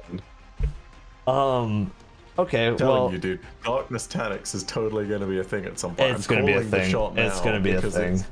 It's too meme worthy at this point for it to not be a thing. Oh God, just let him die. Let him die, or let him just be out there somewhere. I don't know. Okay, so we have covered. If you are, you know, kind of listening to this in the background, or you're actively listening to this and you haven't taken a break, props to you. We have covered Hive, we have covered Scorn, we have covered the Cabal, we have covered the Fallen, and we have covered the Nine. Now, where do you want to go next, Byf? Where do you want to go next? We mentioned Deepstone Crypt, and while there isn't a lot to go over, I feel like it's worth putting a little moment in for the Vex here and there, because there is at least one interesting story thread that I think can be picked up on. So the last time we talked about the Vex, or the last time we had anything to do with the Vex, was in the season of The Chosen, which had to deal with Korea and the Vex network. Season of the Splicer. Yes. Oh my god, why did I say Chosen? Well, it's okay. Yeah. It's okay. We can cut these things out. True. The magic of edit. True. I'm just gonna leave it all in. I you know, our mistakes are brave. Our mistakes are being shown publicly. So I'm gonna say that with the season of the Splicer, Korea, the last time we know about it is when we killed Korea. They said a line of, I think they said that Korea split herself into a bunch of different realities, and that Korea is in like every universe now or something like that. But basically, Korea is dead in our universe. I'm just gonna say that Korea is dead. Effectively, yes, Corio is 100% dead, and that creates a bit of a problem in a sense for the Vex story, because a story needs characters and it needs motivation. You can have the Vex being this unknowable force and this strange gestalt intelligence of cyborgs for a bit, but it is also one of these moments where you need to acknowledge, like, hey, for us to have some kind of connection to a group as a sort of villain in the story, or even to have some kind of reason to go and fight against them, there needs to be characters. And there is still a character out there that is connected to the Vex, although It's one that I think we need a little bit more development on, one that I think could appear in a season coming forward, and that's Asher Mir. So, for those of you who don't know, Asher Mir has a connection to the Vex constantly. Asher Mir, if you didn't play D2 Vanilla, is a warlock who was infected with Vex Radiolaria, the kind of white mind goop that's in the middle of all the Vex, and he had a Vex arm. You know, he's being slowly turned into a Vex. And by the time we get to the Season of Arrivals, which was the point at which Asher Mir and his planet of Io, his moon of Io rather, which he was the vendor for, got sunset, we're looking at a final moment where Asher decides to join the Vex. There's a little bit of lore where it talks about how he went to the center of the Radiolarian Lake in the Pyramidion, which was a Vex structure on Io. And he, after having killed Vex to get through to there, was eventually allowed passage by them. They sort of stood by and let him get to the center. And he eventually let the Lake of Radiolaria crash down on him and became one with the Vex. And we know that this has now happened, and the reason for that is because Season of the Splicer, in that final override, in the top left building, as you enter all of this stuff, you can sit there and you can find a strange blue-eyed harpy. And the reason that matters is because blue-eyed harpies have always represented characters and Vex units that are friendly, and it beeps at you in Morse code and says the word assistant. It's such a weird tangential thing to bring up, but assistant is the way that Asher referred to you. And so it's one of these moments where you sit back and you realize, oh, he did become one with the Vex, and if he is one with the Vex, he still probably has maintained a degree of his self. And so that brings us to the really interesting question of why he did that. And the vague implication is that he's doing it so that he can sort of unite with them as a means of trying to stop the darkness from accessing the Vex's better information held within the Pyramidion. But his character leaves us a story thread that we could go for, which is any group of Guardians or any character that has fallen in with the Vex. So you're looking at Asher Mir, you're looking at Kabir the Legionless, you're looking at maybe the Ishtar researchers from long ago, you're looking at Praedyth. These are all characters we might see in a future Vex expansion. 100%. And I don't really have anything else to say. I think you just hit it right on the head. I think that's the only place where the Vex could respectively go. I do think that the Vex's story, I wonder if there's anything for the Witch Queen that involves the Vex. Maybe there's some enemies here and there, but nothing that's like major plot point for the Vex being a part of the story. I don't really see that happening. Unless, you know, Bungie wants to pull a secret mission type of deal where you know, they can start a story that we didn't even know what was going on through just a secret mission. Like, that's always possible too. So I don't know. I think the Vex don't have a ton right now, but that doesn't mean that the Vex won't have a ton come Lightfall and come Final Shape, and even further. I am very, very, very, very interested to see where they go next with the Vex, because I think the Vex have always been sort of the most mysterious out of every single race of enemy. They've always had a, like, I'm gonna let you kill me because it is working towards this final goal, the Final Shape. That's always been like their MO, so it's really interesting to see where we go next with them.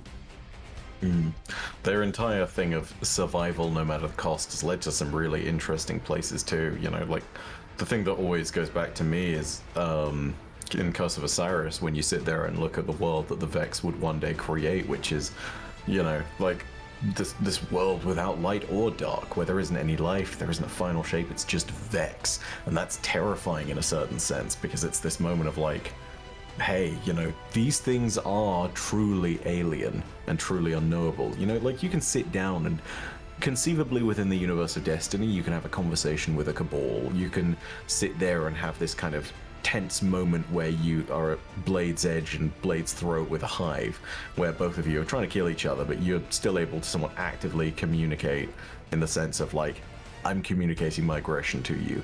We're now buddies with the Elixni. The Vex are still about as alien as you can imagine. You know, they are so far from us and so far from our understanding that it almost transcends anything we know. And I think it's like, they have the ability to be the most interesting enemy if Bungie is able to write them in that sense, and if we're able to get something which is just purely about that. You know, I think that a Gestalt intelligence kind of like them is really hard to pull off, but ultimately they also make it harder because they have those individual facets of personality to each of their subminds. So it's really cool to see that going forward, but it's just a case of they need to craft more story for it. I think you're right. By the time we get to Lightfall, maybe even by the time we get to Final Shape, there will be a continuous, coherent direction for the Vex. It's just a case of what will that be, you know? Yeah, and I think that's going to be the big question this year, is setting up a plot for that more than anything, is like getting the Vex back in a position to have a plot, because now that Corey is gone, there's kind of like just an empty hole there. The same way that we talked about the Scorn last year is the same way that I guess we'll talk about the Vex this year. Where do they go next? Where's the potential, and where do they land? And so, yeah, are they out of the plot? I don't think so. I think the Vex still have a lot more to go. But yeah, I'm interested to see what they do. Speaking of the Vex, and speaking of something that I sent you, and I don't know if you want to put it in the video at this point, I was looking at Twitter the other day, and I saw a picture of a old piece of concept art, very old, from Vanilla Destiny, that was Rasputin destroying a Vex citadel. And it just got me thinking about Rasputin again, and where the hell we go with Rasputin, and does he have involvement with the Vex here?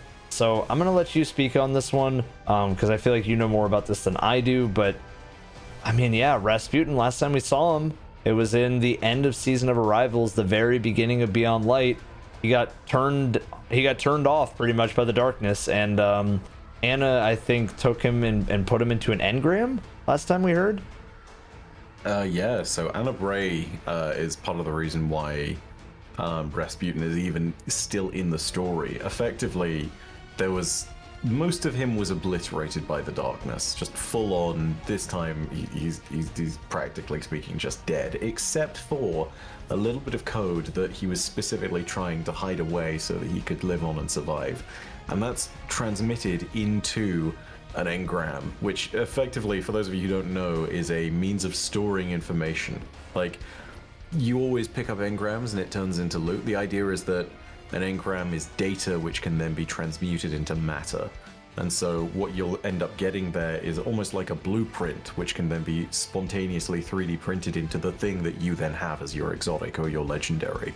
So that's kind of the idea of what an engram is, but in terms of what that does for Rasputin, it means that his personality, his knowledge has been retained to an extent. And it's clear that Anna Bray is trying to go ahead and throw all of that knowledge into a frame. Maybe not an frame in the sense of like the sweeper bots, I don't think, but into an exo body perhaps. And this kind of leads us to a really interesting point where supposedly it's the original story of Destiny 1 which got scrapped all those rewrites ago, years ago, back before Destiny 1 had even launched, where Rasputin was supposedly an exo.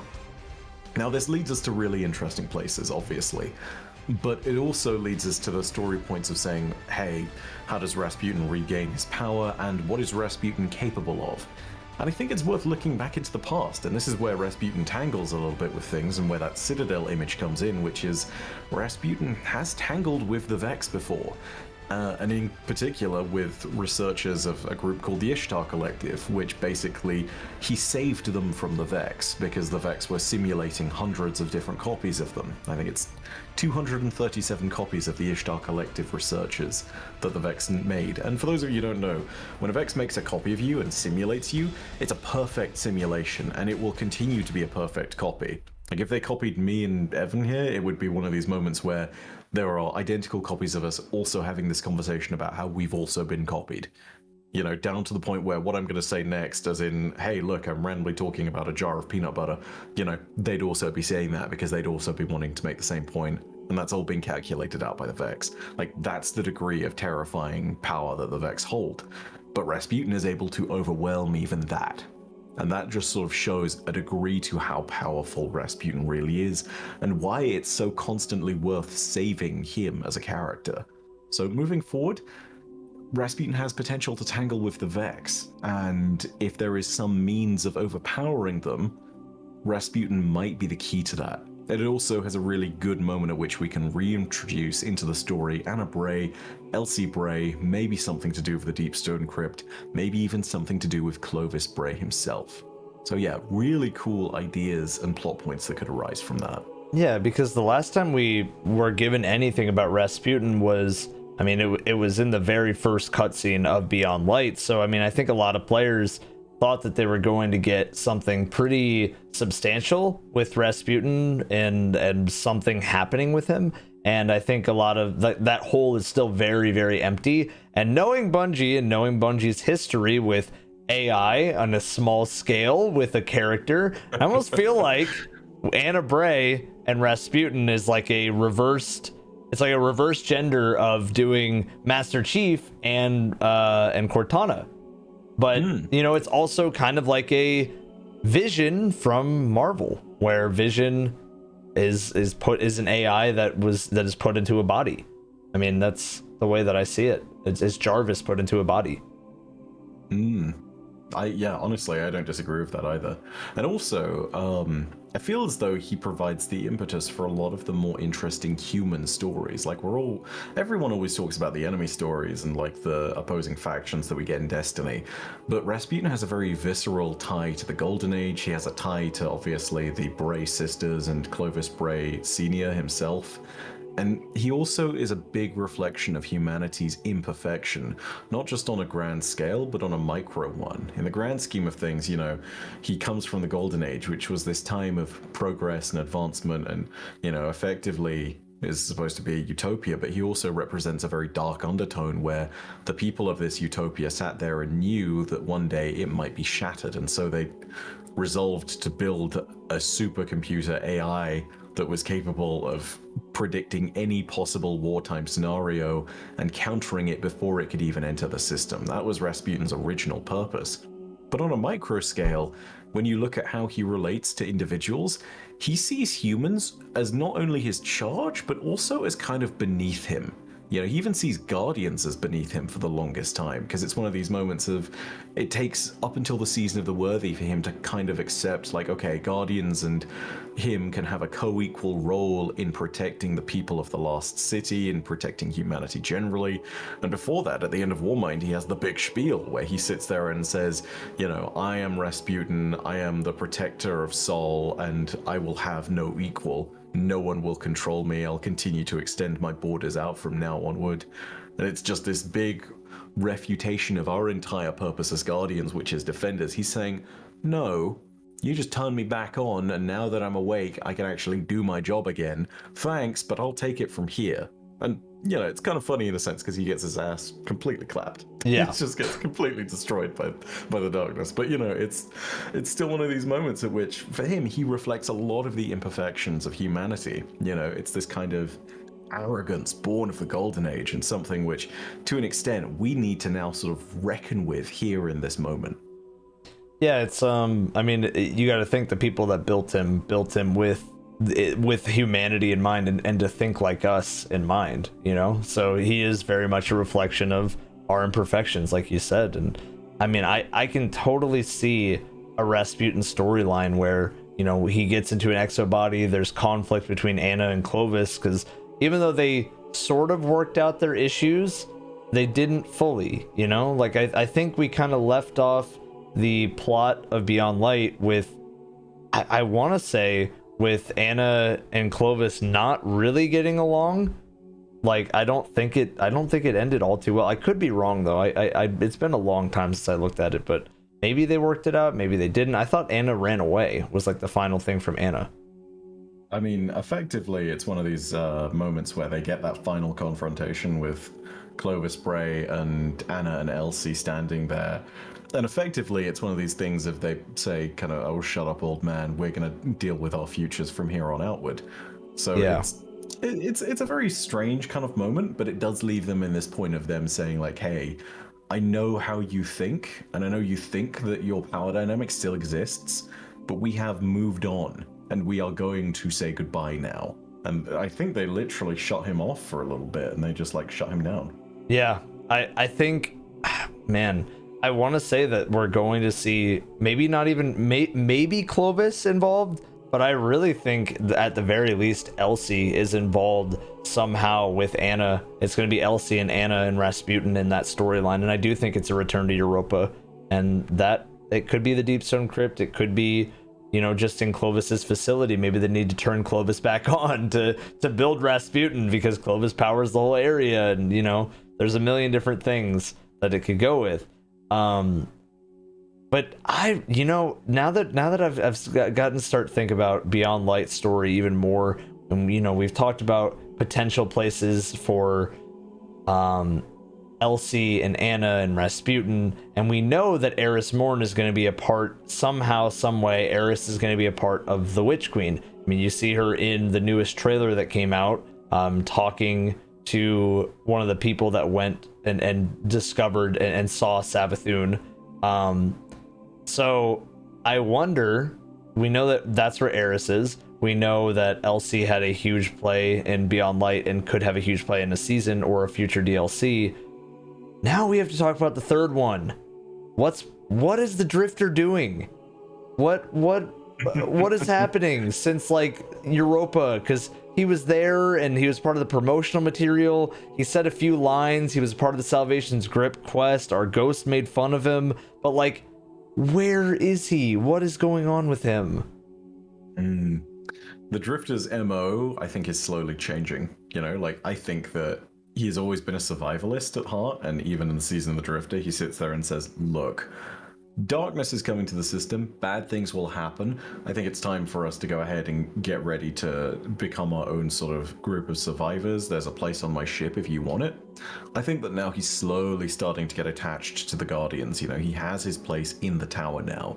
He's moved on from the little nook that he's got. He's got a full-on bank as of Season of Arrivals just sitting there in the middle of it all. I think that he is slowly starting to realize, yeah, he's always been a survivor, but I think he recalculates his chances and for the moment says, like, this is where I've probably got my best chance of survival, is surrounded by all these people who maybe don't trust me completely, but definitely don't want me dead and are definitely going to fight and defend me as well.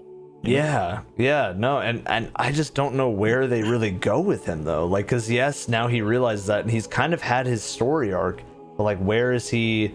Do you think his story lies in Lightfall? Do you think his story lies in the Witch Queen? Like, I don't know where they go with him.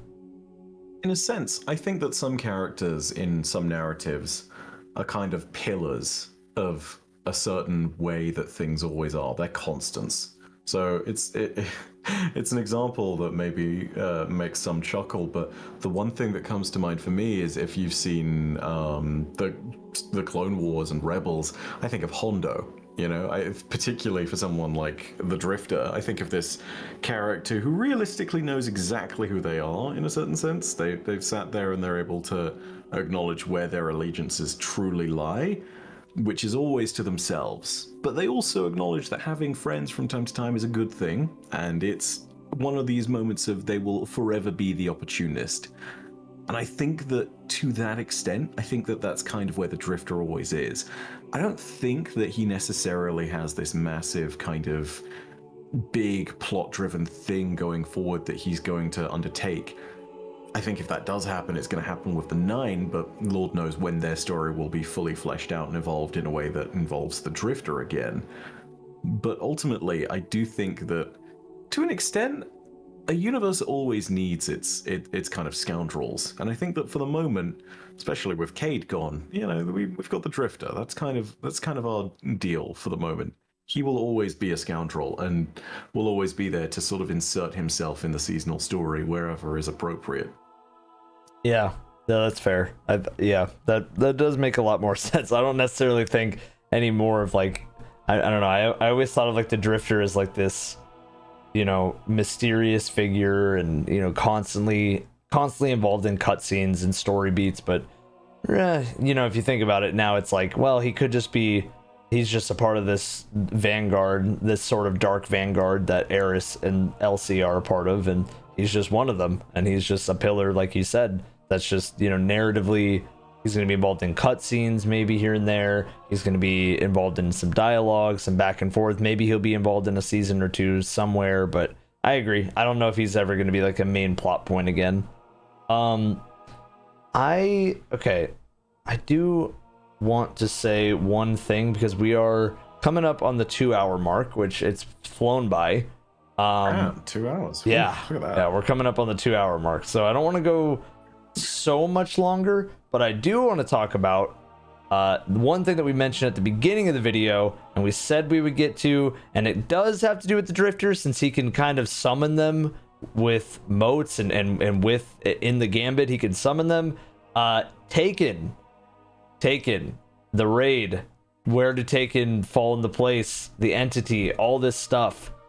What are your thoughts? I think we are seeing the true nature of the Taken as of Season of the Lost.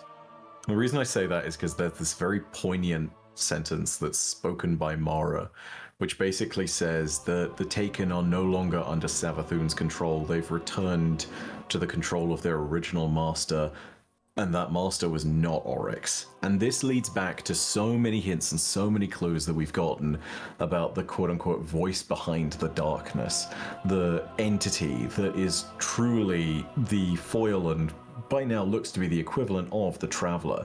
We've seen them mentioned not only in the Shadowkeep campaign, where we've got the Unveiling Lore book, they reach out to us and they actually have the conversations. We see the statue vision from the Shadowkeep campaign, where it seems quite clear that they take on our form and talk to us.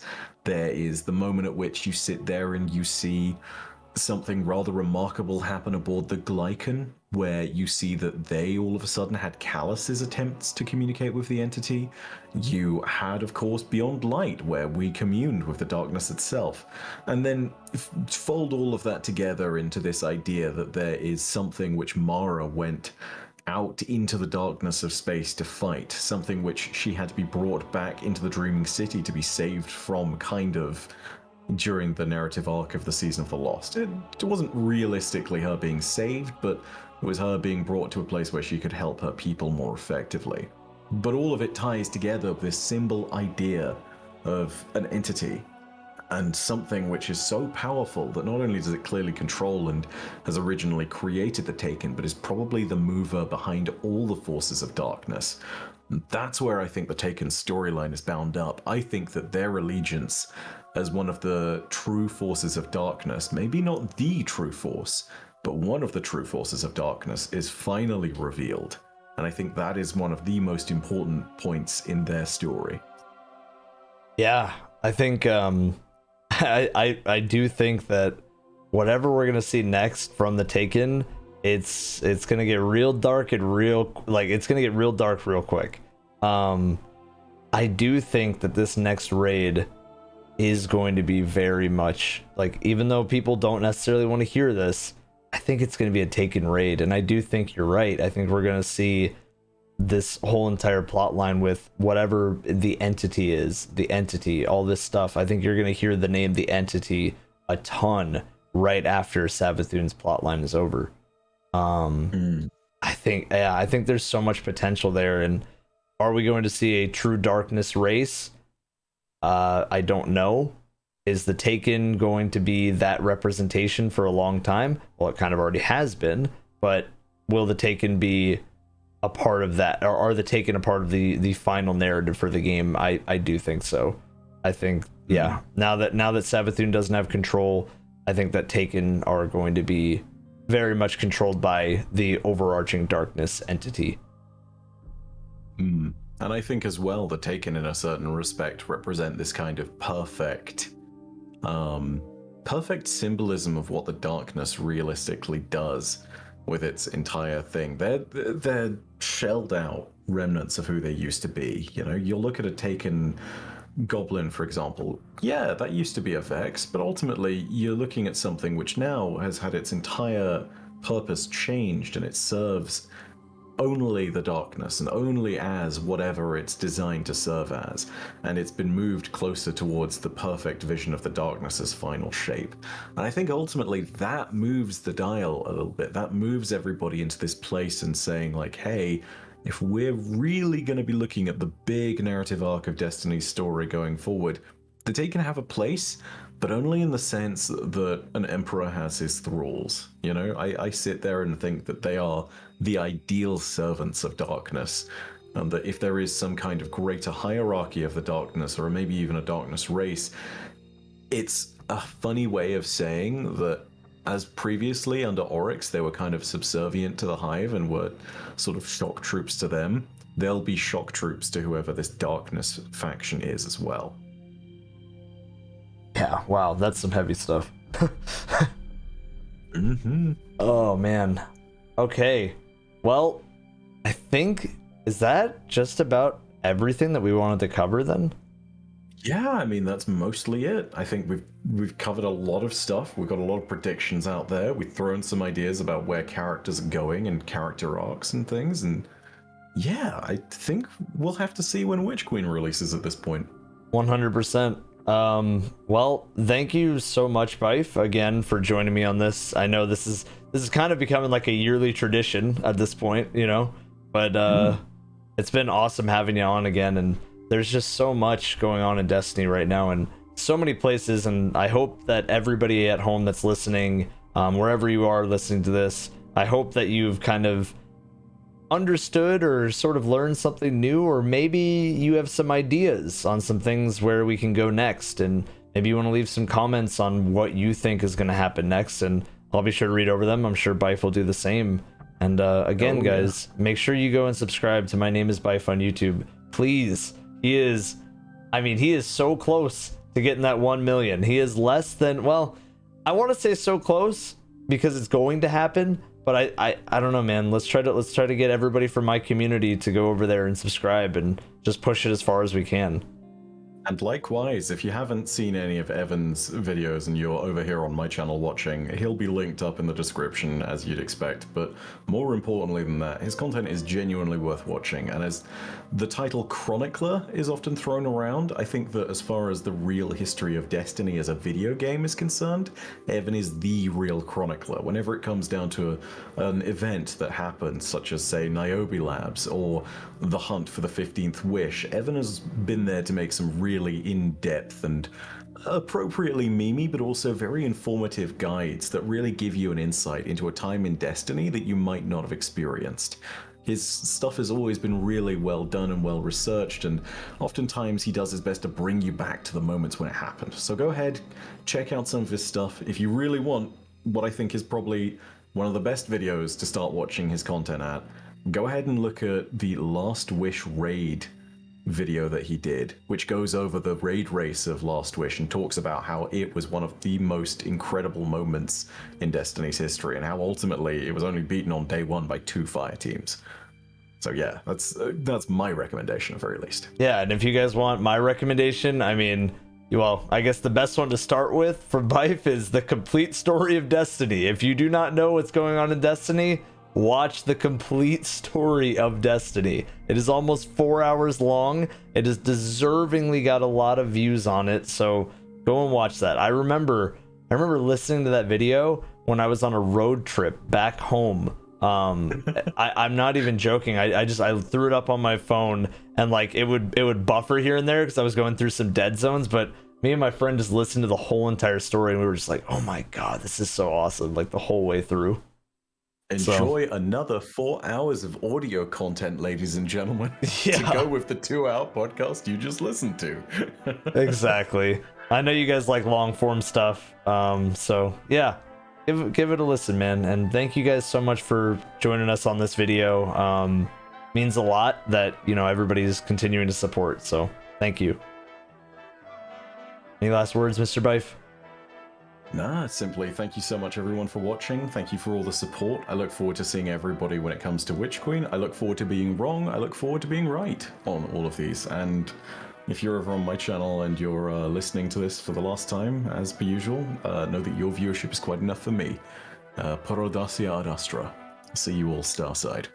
Thank you guys for watching. Bye-bye.